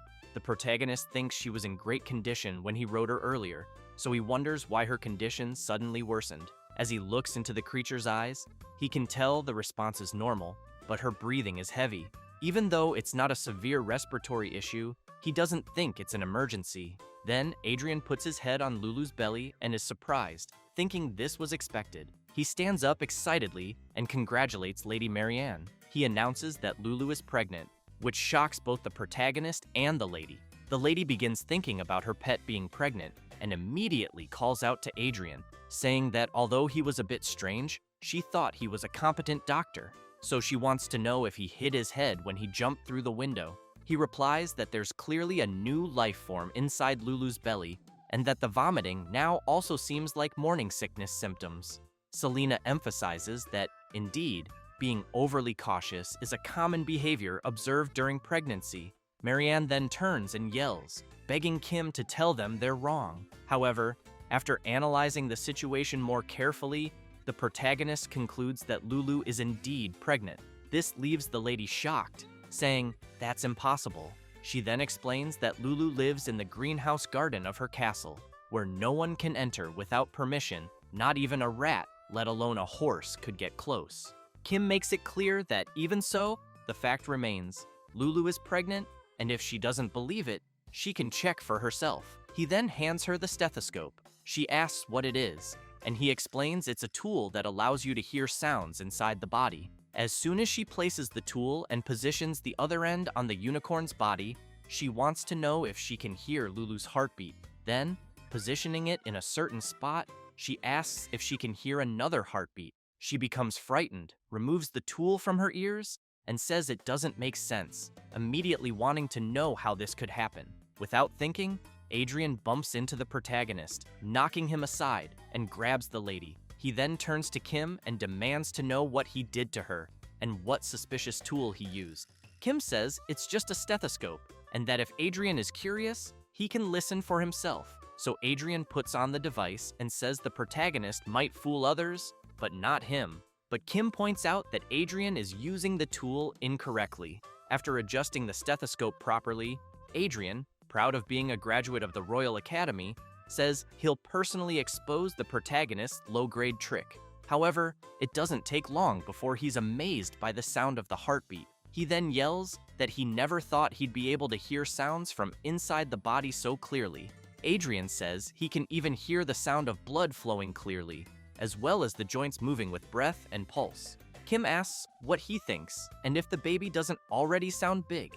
The blonde guy responds that, judging by the abdominal expansion, it's clear Lulu has been pregnant for at least 4 months. Still in shock, upon hearing this, Marianne says that's impossible because Lulu hasn't been outside during that time. Kim walks up to her and says, "That's really strange. since he knows horses are very free animals, but wants to know why Lulu never went out. Marianne takes a deep breath and then explains that this fall, Lulu was about to mate with the beloved stallion of Prince Theo Shark, and that Lulu, the unicorn from the greenhouse, became the royal bride and was strictly managed in isolation. That's why she finds it strange that a girl like that ended up pregnant without anyone noticing. After hearing that, Kim takes Lulu to the intensive care unit, where unauthorized personnel are not allowed in. As he prepares an IV and tries to find a vein, Adrian wants to know what he's injecting into Lulu's body. Kim, baffled, replies that it's just fluid. Again, the blonde guy is confused and asks what that is. The protagonist explains that Lulu is low on electrolytes and water due to the vomiting, and that providing nutrients directly into the bloodstream allows for rapid nutrient replenishment. Adrian is stunned by all this information. He starts yelling that it's amazing and that the treatment bypasses the digestive system, making it much faster and more efficient. While continuing the procedure, Kim comments that, apparently, Adrian isn't as stupid as he thought. Meanwhile, Lady Marianne waits anxiously until Selena walks in, saying that either way, she thinks the mating with the prince's beloved horse would have failed because she knows unicorns are very picky. She then emphasizes that if a suitable partner doesn't appear, unicorns are stubborn enough to live alone for their entire lives. However, she adds that once every few decades, a normal horse chosen by a unicorn sometimes appears, and that the foal born from this union is said to become a legendary steed recorded in history, the ultimate hybrid horse, with a body entirely golden. Adrian asks if, in that case, it wouldn't be best for the lady to send Lulu's foal to the royal palace. He then says he'll explain the situation to the prince and believes he would likely be happy to receive such a rare creature as a gift. But Selena comments that it's not a very good idea, since the story of a unicorn hybrid becoming a famous steed is more of a legend, and with so few examples, its credibility is low. Besides, they don't even know who the child's father is. Adrian smiles and says that Lady Marianne's estate has many famous horses. He names a few: the fast and handsome racing horse Siegfried, the service horse with great stamina called Terran, the charming and popular Dolly, and lastly, Black Thunder, the stallion with the best endurance. That's why he thinks that if it's one of those, the child's bloodline is practically guaranteed. Marianne agrees with Adrian and says that since it happened, they need to come up with an alternative plan. She then turns and says that to do that, they need to find out for sure who Lulu's partner is. As Adrian tries to volunteer to help, Marianne turns to the protagonist and asks if he can assist her. The blonde guy can't believe he was so quickly ignored by her. Kim, a little embarrassed, wonders if he really should go find the baby's father after all. He's not a detective. The lady asks if he can't use that thing that listens to heartbeats, like before. He replies that no, you can't do a paternity test with a stethoscope. While she keeps pleading for help, the protagonist starts thinking of a way to get out of this. Then he looks at Adrian and wonders if the guy who's craving attention wouldn't be more useful. He adds that while he barely found out about Lulu's pregnancy using a stethoscope, Adrian already knew just by using his hands and ears. And he was also the only one who noticed Lulu's condition wasn't very good. More than anything, it was Adrian who came there so she could be his patient. So Kim thinks Adrian is the most suitable person for the task. Marianne admits that may be true, but says the protagonist doesn't need to make things so complicated. Selena explains that a pregnant unicorn, if separated from her partner, becomes extremely anxious and aggressive. She then asks if Lulu caused any commotion on the way there. The lady replies that she didn't. Selena also asks if that means the disturbance only started an hour ago, and how the lady got there. Marianne says, of course, they came by carriage, and that Lulu was in her carriage as well. Then she suddenly freezes, realizing something. She returns home and heads straight to the stables. The horse caretaker is feeding one of the animals and says they should eat well, since no one knows when they'll be off again. That's when Marianne, Kim, and the rest arrive. Lulu quickly notices something, which surprises both the lady and the protagonist, as they see the unicorn nuzzling and kissing another horse. Marianne is shocked and yells that this can't be happening. She quickly pulls Lulu's neck and asks if she's lost her mind, then demands to know how a precious girl like her could end up with a stray horse. The protagonist thinks this whole scene with the lady and her pet looks like something out of a daytime drama. At that moment, Adrian calls out to Marianne and says that even though his prediction was wrong, he knows that this horse is already Lulu's best partner. She's furious and shouts, asking if he's joking, and what a unicorn less than a year old could possibly know. But Kim walks over to the horse Lulu likes and says she already chose him as her partner and even had a child with him, so he believes the lady should let them be together. Selena also emphasizes that a pregnant unicorn becomes anxious and violent when separated from her partner. Marianne looks at her little creature, saddened, and wonders how this could have happened. Later that same day, a man is yelling at the old man who takes care of the horses, demanding to know how he could let a mutt carriage-pulling horse get near a precious unicorn. The old man apologizes and then says he truly didn't know and that he only rode the horse, never letting the two walk together. But the other man yells at him not to lie, saying he believes the old man wanted to use that mutt horse to make money and change his own life. The old man, frightened, starts shouting that it's not true and that he'd never think of such a thing. However, his boss doesn't care, keeps yelling that there's nothing more to discuss, and orders both to be imprisoned, the horse caretaker and the mutt horse, adding that he'll give them both a harsh punishment soon. Meanwhile, the maids are arranging some flowers, and one of them comments that the count is really cruel and that she believes Joseph Ajusi did nothing wrong. She questions how anyone can stop animals from falling in love. The others reply that they don't know, but prefer not to meddle in royal matters. Another maid wonders why they wanted to send Lulu to the royal palace. One comments that it must be because of the crown princess selection at the end of the year, as she heard Marianne is participating. The others ask if that means the unicorn Lulu was a bribe. The indignant maid remarks that she could have lived in royal luxury if everything had gone as planned, so she's curious how Lulu ended up with that carriage-pulling horse. Another maid says she probably takes after her owner, which leaves the others puzzled, wanting to know what she means by that. So the maid who said Lulu takes after her owner begins to say that, back in the day, Lady Marianne, but she's interrupted by the head maid, who arrives yelling, asking if they can't work in silence. Meanwhile, Marianne is still upset about what happened, until one of the maids calls out from afar, shouting for the lady. Lulu is vomiting blood from her mouth. Marianne quickly arrives, worried, asking what's going on. The maid says the unicorn couldn't eat anything because of morning sickness all day, and suddenly began coughing up blood while vomiting. Marianne immediately remembers Selena explaining that pregnant unicorns become extremely anxious and violent when separated from their partners. The lady, very worried, knows her pet is in a bad state, but wonders if this is all because she's far from that mutt horse. The maid, upset with the situation, says that if this continues, Lulu's condition could get much worse. Marianne asks when Kim Ojin will arrive.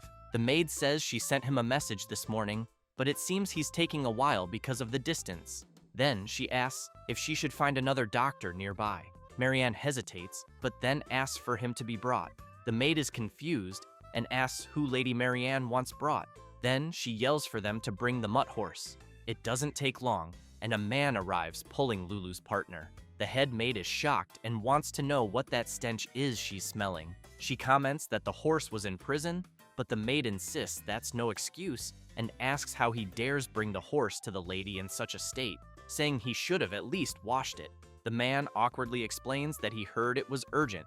Then Marianne turns and asks them to bring the horse over. As soon as he approaches Lulu, the carriage-pulling horse is surprised, and Lulu immediately senses her partner's presence. Then, the two kiss, and Lulu starts nuzzling her partner affectionately. Marianne turns and asks the maids to bring warm water and a towel because she'll clean the horse herself. One of the maids is shocked, asking what she means. It doesn't take long for the maids to bring what the lady asked for, and she begins soaking the towel in warm water and cleaning the carriage-pulling horse. As she looks at the horse, she thinks he really is a worthless animal, but then recalls something from her past life. She remembers when she told something to her parents, who were quickly shocked, asking if she was crazy. Then they asked how she could date the son of a humble merchant when she was the daughter of a count. After remembering that, she calls Lulu an idiot. Watching the two nuzzling each other, she comments that she could live a life of luxurious banquets in the finest gardens of this nation, and yet she wonders if this is really what Lulu wants. Then, she turns after hearing a noise and sees that it's the veterinarian Kim Ojin. Kim makes it clear to the lady that it's normal to want one's family to live well in better places, but emphasizes that animals and humans are different. She stays silent, saying nothing. The protagonist, while opening his bag and grabbing a few things, says that animals can have preferences in his world, but there's no class hierarchy. As he hangs the IV on a tree branch, he stresses that Lulu doesn't see herself as superior to a horse. After applying the IV to Lulu, Kim steps back and, watching the two together, tells the lady that simply spending days with the one Lulu loves is her greatest happiness. Marianne just listens to what the protagonist is saying. Then, Kim explains that he'll give the lady plenty of medicine for now, but notes that it's only a temporary fix and not a fundamental solution. Therefore, he emphasizes that she needs to solve the root of the problem and must let the two stay together. Marianne takes a deep breath and replies that she understands and will try to do that. With that, Kim says he's done what he needed to and will leave. The lady grows concerned and asks if he's leaving already, since he traveled a long way, and thinks he should stay at least one day, as Lulu's condition just stabilized. Kim says he would like to stay and care for the unicorn, but there are many patients waiting at the clinic, and his assistant doctor, who's still in the hospital, isn't very reliable. Marianne says she understands and wishes him a safe return. Kim smiles and says that, as for Lulu's ongoing care, he thinks someone else can handle it. The lady is confused and asks him to be more specific, so Kim points to Adrian, who's hiding in a tree. As he becomes very embarrassed, the lady yells, wanting to know what the hell he's doing up there. Adrian begins to climb down. Once on the ground, he apologizes to the lady. The protagonist then comments that he thinks Adrian should be saying crime. Adrian, slightly embarrassed, asks not to be misunderstood, saying he was just worried about Lulu. While Kim remains suspicious, Adrian swears he's telling the truth, that he came back after checking on the unicorn. Marianne says he should have notified her staff. Then, as Adrian explains that he did, he says they still didn't let him in because they mentioned something about a blacklist. The protagonist notices something in the blonde's bag that catches his attention. Kim takes the item from his bag and asks if it's a stethoscope. As he examines it, he comments that it looks pretty cheap. Adrian gets a bit embarrassed and says it's just a prototype and will be finished very soon. Kim then tosses his own stethoscope to Adrian and says that as a doctor, he needs good tools. Then he turns around and says he's leaving because, unlike some people, he's full of patience. Adrian thinks to himself that Kim Ojin is a much cooler guy than he imagined. Meanwhile, the protagonist smiles and thinks he always knew Adrian was a weirdo. Afterward, Marianne and Adrian return to where Lulu is and see her eating. Adrian comments that she finally started eating on her own and seems to have regained some strength. Marianne takes a deep breath and says it's a huge relief, then thanks Adrian for being there and worried. He replies that he's just doing his job. He then emphasizes that love and affection truly are the best medicine in the end. Looking at the items the lady used to clean the mutt horse, Adrian comments that he still can't believe she personally took care of him. Marianne says her stubbornness caused Lulu this pain and that she should have brought them together a while ago. She then goes over to her baby and says that maybe she was feeling jealous of Lulu. Adrian is confused and asks her to clarify. Marianne explains that there was a time when she was truly innocent, just like Lulu, but at some point, she developed the habit of judging people based on status, background, or wealth. Adrian asks if all nobles aren't like that, but the lady emphasizes that she wasn't like that when she was young, and that when she saw him for the first time, she didn't care at all about his clothes or his status. The only thought in her mind was how beautiful the eyes of the person she liked were, and that just to keep looking into those eyes, she'd give up anything. But in the end, she let him go for the happiness of both. She then wonders if she's happy now, because she truly doesn't know. Adrian says he was about to mention that first love always ends in heartbreak, and that the pain of a broken heart can blind people to the fact that love and happiness may already be right beside them. Hearing that leaves the lady quite impressed. Adrian goes on to say that someone's true soulmate might already be nearby. He says this while looking directly into Lady Marianne's eyes, until she notices how close they are and, flustered, asks if he only just realized that. She then says she's decided not to participate in the princess selection anymore, which surprises the young doctor. Then he puts his hand in his pocket, thinking this is in chance. He kneels down, calls her name, and as he pulls a gift from his pocket, says that he's actually been waiting for this moment for a long time. However, the lady says she's curiously going to make that move on Kimojin, which makes the blonde boy jump back to where he was, completely not expecting that. Adrian becomes awkward, starts trembling and sweating cold, and asks if she's talking about that Kimojin they know and why. Marianne says that if she goes through with it, she believes she'd be happier being the one in power than marrying someone in power. Completely confused, Adrian doesn't understand anything, so the lady confidently declares that she's going to get her hands on Kimojin, the spirit of healing, and seize power for herself. She then takes Adrian's hand and thanks him. Then she leans in and says that if they can continue being good friends like this in the future, it would be wonderful.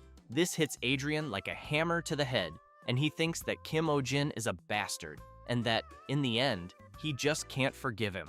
Meanwhile, the protagonist sneezes, apologizes, and tells Pio to keep reading. She says that the letter says Lady Marianne's family is accepting Kyo as Lulu's companion, and that they're also asking the protagonist to be Lulu's personal veterinarian. Kim replies that he thinks it's better not to. Pio is surprised and says they're offering 10 times the normal pay. While treating Shamir, a snake from the twin hydra species, the protagonist says he'd love to accept, but asks her to look at the current situation, then questions whether she thinks he can just leave the hospital. Pio laughs and says she gets it. Kim, while continuing his work, wonders how he's been doing this for an hour, and there's still tartar left on the creature's fangs. He imagines himself in a mine and thinks he's been mining for days. After a while Shamir's owners wait nervously for the treatment to finish, Kim asks Selena to spray some water on the creature's teeth. After doing so, she asks if that's enough. Kim says yes, and asks her to also bring anti-inflammatory medicine and cotton. He soon notices something stuck between Shamir's fangs, and when he pulls it out, realizes he found a ring. The owners are delighted and say the protagonist truly is a healer sent from the heavens. Kim laughs and says Shamir's mouth looks like an equipment storage unit. The owners explain that Shamir is a precious beast granted to their family by the last king, but more importantly, the creature had swallowed their family heirloom. So they begin to cry and deeply thank the protagonist for finding the ring. However, Kim makes it clear that there's still tartar to remove and that some teeth need to be extracted. He emphasizes that it might take another 1 or 2 hours. Selena asks if he means 5 hours, then points to another head of the creature and asks if he remembers that it's a hydra, which leaves him quite scared. He then starts crying, thinking about how much work he has ahead. Meanwhile, the owners say they need to lift Kim's spirits, so they ask someone to bring something. When it's brought in, they reveal a painting. Kim is surprised and asks what that is. One of the owners says it's a painting of his heroic work. He then explains that the person who painted it is the family's official portrait artist and wants to know if the protagonist liked it. Kim is shocked as he looks at the painting, wondering how he could possibly like that. The portraitist assures him that he will finish and present it soon, and that he hasn't had such an inspiring subject in centuries. The protagonist asks the portraitist not to bother. At that moment, Shamir begins to open his eyes. As a huge shadow appears behind her, Selena turns around, startled, and sees the enormous snake, its massive mouth full of sharp teeth, ready to strike. While channeling her magic, she thinks she needs to cast a sleep spell as quickly as possible. Suddenly, someone jumps between Selena and the snake, shouting for her to watch out, but ends up getting hit by the elf's spell. Selena realizes that the person in front of her is the noble doctor from last time, and seeing him fall asleep, she wonders where the hell he came from out of nowhere. Shamir then attacks Adrian and swallows him whole, leaving everyone around in disbelief at what they just saw. A few hours earlier, the protagonist's clinic had placed a sign on the front door, saying that consultations were closed. People with their little creatures were disappointed, wondering why, since it was still early morning. Others commented that they had come from far away just because they'd heard Kim Oh-jin was very good. Adrian, while spying, became furious, thinking he couldn't forgive the protagonist. Watching the saddened women in front of him not being attended, he wonders how Kim dares leave them like that, and still has the nerve to use the name Spirit of Healing. After returning home, he asks the butler what this so-called Spirit of Healing is. The butler replies that he believes it's a legend, and that it said the person who holds such power could rule the world.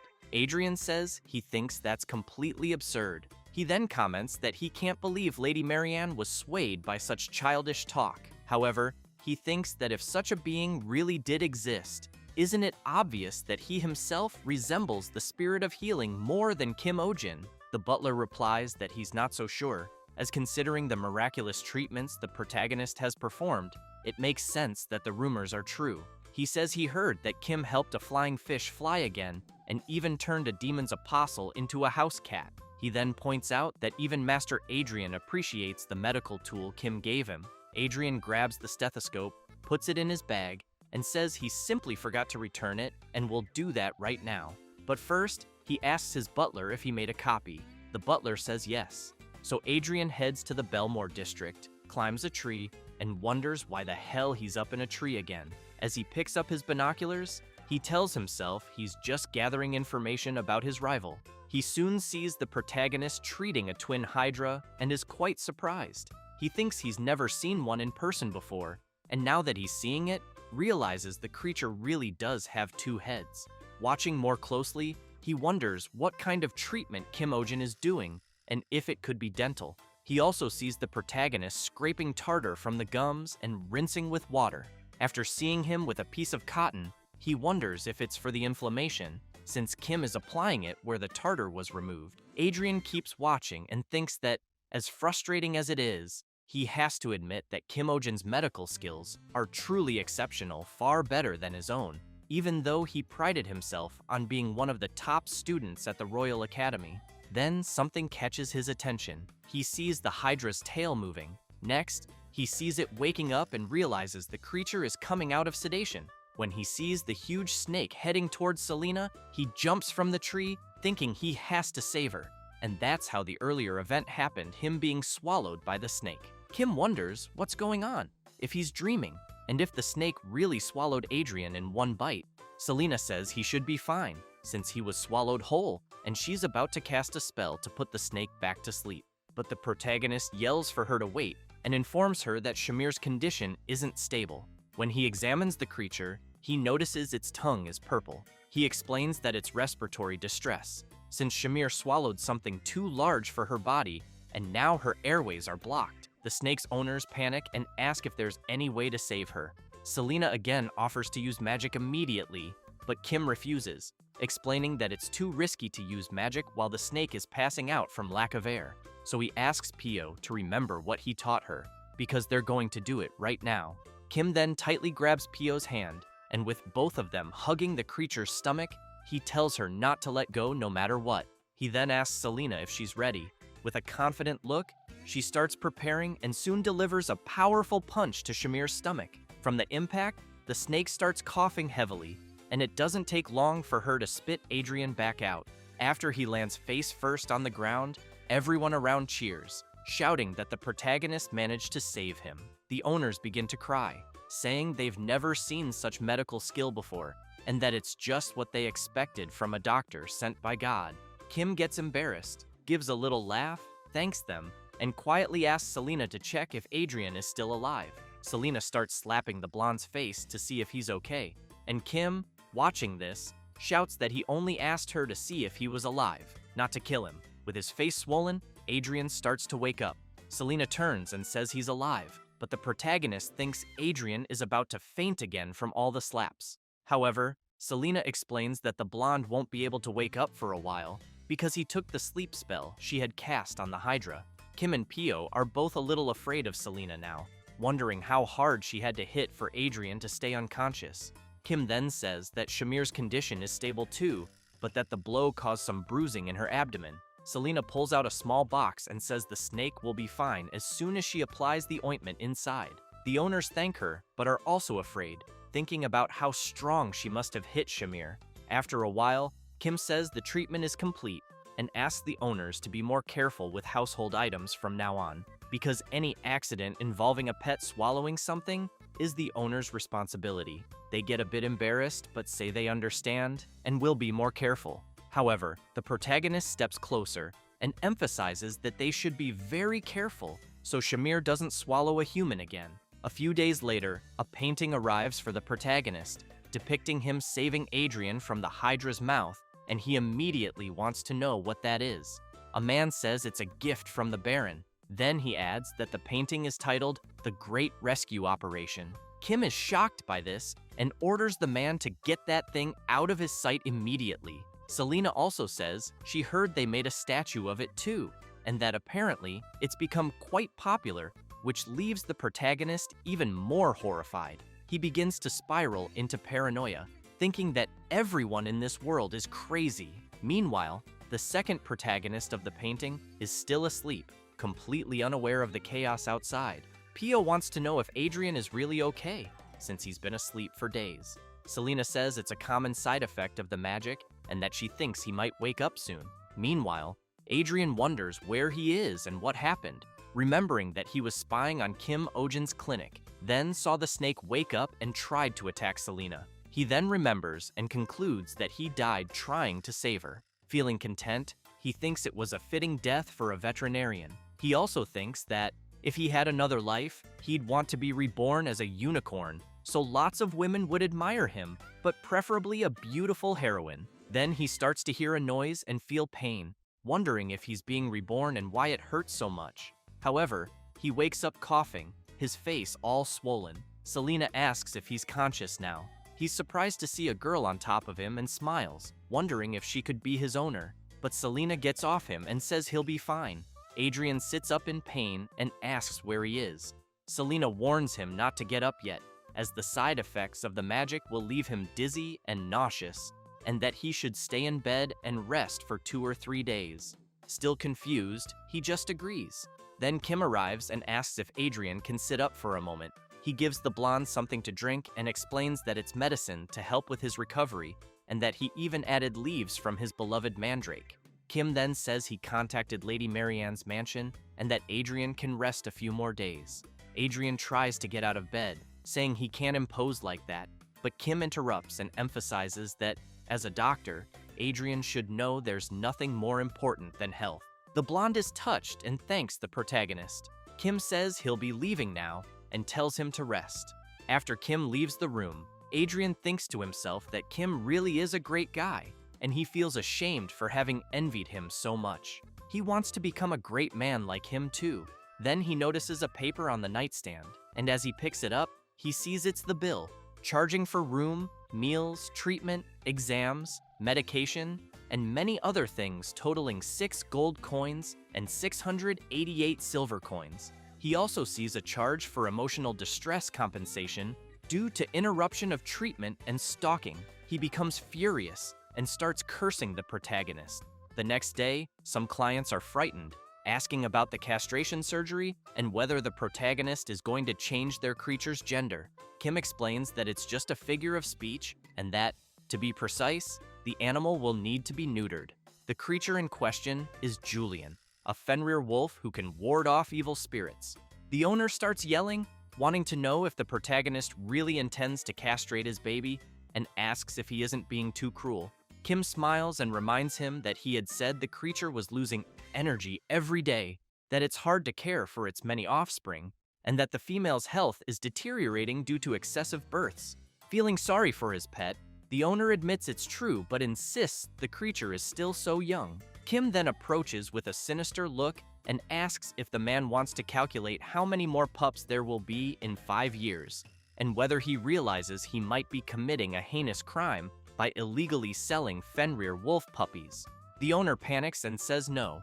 Then he asks, if they go through with the surgery Kim is suggesting, what pleasure will his little creature have left in life? So the protagonist gets furious and yells, explaining to the owner that Julian is reproducing by instinct, not by choice, and that no matter how healthy he is, frequent mating causes rapid aging, shortens his lifespan, and lowers the quality of life for both the pet and the owner. After that, they begin to leave, and Pio says she'll help them schedule the surgery at the front desk. Kim sighs and comments that he has to say the same thing every single time. Then Pio mentions that his next client is the pet of her childhood friend, who is like family, and tells Kim to take good care of it. The protagonist laughs and says he'll do it with great pleasure. It doesn't take long before someone opens the door and politely asks to come in. She says she's there for a health checkup. Her pet, named Pop, is a large chicken that dances well. As soon as Kim observes the little creature, he's impressed by how shiny the feathers are and comments that Pop clearly looks super healthy. Pio pets the animal and says Pop is the biggest and healthiest of all the pets the protagonist has treated. Kim tells the owner that it seems she's taken very good care of the animal, but the owner, a bit upset about something, sighs and replies that yes.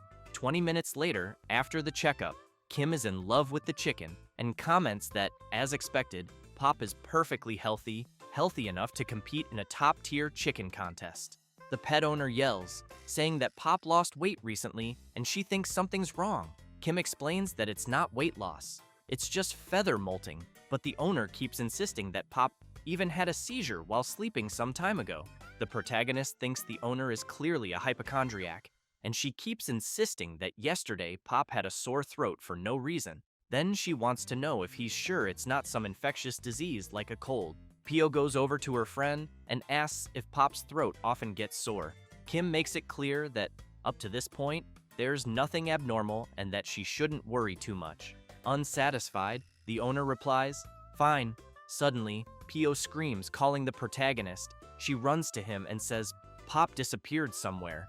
The owner arrives crying and says she stopped at the bathroom before going home, and, in that brief moment of distraction, her little creature vanished. Kim gets worried and emphasizes that he thinks the animal is still inside the hospital and that they will close all exits and windows first. Selena starts shouting that the clinic has a missing animal and tells everyone to stay in the waiting room for now. The patients begin to complain, with some saying that if they stay in one place too long, their pets get stressed, and others saying they need to leave soon. That's when Sonja appears with a powerful aura, and all the patients immediately fall silent in fear. After everyone searches the entire clinic, Kim wants to know if Pop likes or dislikes anything in particular. The owner, very scared, says she doesn't know, and fears that, since they haven't found her yet, it might mean she left the building. Kim states that the animal isn't big enough to open a door or jump out of a window, so he's certain she's still inside. Then Pio remembers something and says, "Pop loves men." Kim agrees and points out that some animals prefer deeper voices. However, the owner says she thinks it's not just that, and that Pop is on a whole different level. She then explains that Pop is truly obsessed with men, and her nickname is Man Crazy Bird. Kim quickly realizes that's why the bird was snuggling him so much. Selena comments that, in that case, there's only one place Pop could be. She says it's a room where a man is sleeping, and when they go there, they find Pop cuddling with Adrian. Kim comments that Adrian really must be the bird's type. He then turns to the owner and asks why she did this. She is completely embarrassed by the question. Then she comments that she knew something was wrong from the beginning. However, Kim makes it clear that, as a doctor, he has met different kinds of people, but never someone like her, who was disappointed that her pet was healthy. And he knows that, no matter how fast a chicken might be, he finds it hard to believe it could lose track considering its small steps. And even more impossible that it would avoid people's attention, open a door, and come in. So the protagonist asks Pio's friend to explain. She gets very embarrassed but says she did it because she wouldn't be believed as someone like herself. But if it were a famous doctor like the protagonist, then she again says that Pop is sick and missing, and that she would believe him. Kim gets confused about someone believing him, but wants to know who would. Trembling in fear, the girl says it's Baroness Clays. So she shouts, begging the protagonist to please save her pet Pop, because if he tells the Baroness that it's healthy, he'll be hunted. Then she says there's going to be a hunting competition next week, and apparently the Clays household is hosting a banquet for an important guest. And there's a rumor that Prince Theo will also attend, and that the Baroness herself said that for that meal, they would make Pop. which leaves everyone shocked, unable to believe it. Pio gets nervous and yells, wanting to know if that Baroness is crazy and why the hell she would want to eat her friend's pet, especially since they have many other large chickens.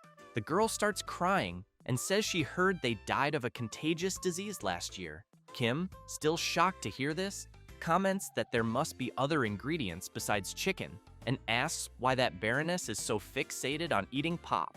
A bit embarrassed, the girl says it's because large fire chicken is good for vitality, which shocks the protagonist even more. Then Pio's friend emphasizes that among the chicken breeds, Pop's is the most famous for its exceptional fertility and for laying many eggs, being a symbol of fertility. And that's why families with members in the main wedding city often seek them out. Kim gets even more stunned and thinks that these kinds of people are everywhere. People trying to steal others' abilities by eating them, as if that would work. Pio's friend highlights that the Baroness had her eye on Pop for a while, but now she's threatening to kick them off the farm if they don't hand Pop over. Pio starts trembling with rage and wants to know if the Baroness is really using their livelihood as leverage to take a pet that's like family to them, because if so, she can't forgive them. So the girl screams, begging the protagonist to say that Pop has a contagious disease. Then she emphasizes that with his diagnostic report, those people will have to believe it. Kim becomes a bit uncertain about it and soon says he's sorry, making it clear that he can't do that, which leaves both Pio and Selena in disbelief. But he explains that the moment someone falsifies a diagnosis, they stop being a doctor. Then he emphasizes that they become a fraud, deceiving others with the life of another being. Then he wants to know how he could treat other animals with pride again after committing fraud over someone's life like that.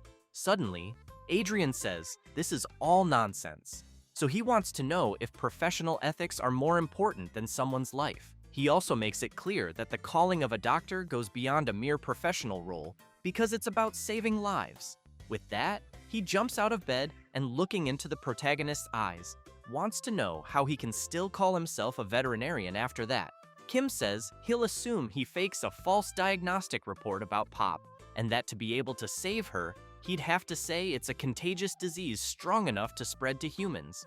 And then, at that moment, the poor animal would become a patient affected by a serious contagious disease. With that, he wants to know what would happen after that. So he makes an analogy with the close contact of the group, where the other animals that were in the same barn as Pop, what would happen to them. Therefore, he makes it clear that the barn could be shut down, and in the worst-case scenario, they could even request the culling of the animals. Then he looks at Pio and her friend and wants to know if in that case, he should tell them it was all a lie. He also wants to know, and if a contagious disease breaks out somewhere else, wouldn't people accuse that family about it? Kim turns to Adrian and emphasizes that the calling of a doctor is indeed to save lives, as he says. But if a doctor makes a choice that puts hundreds, even thousands at risk to save one animal, he wants to know if that person can truly be called a good doctor. The protagonist also makes it clear that if Adrian can't understand that, then he isn't qualified to be a doctor. After Kim says and explains all of that, Pio's friend quickly lowers her head, upset, and apologizes.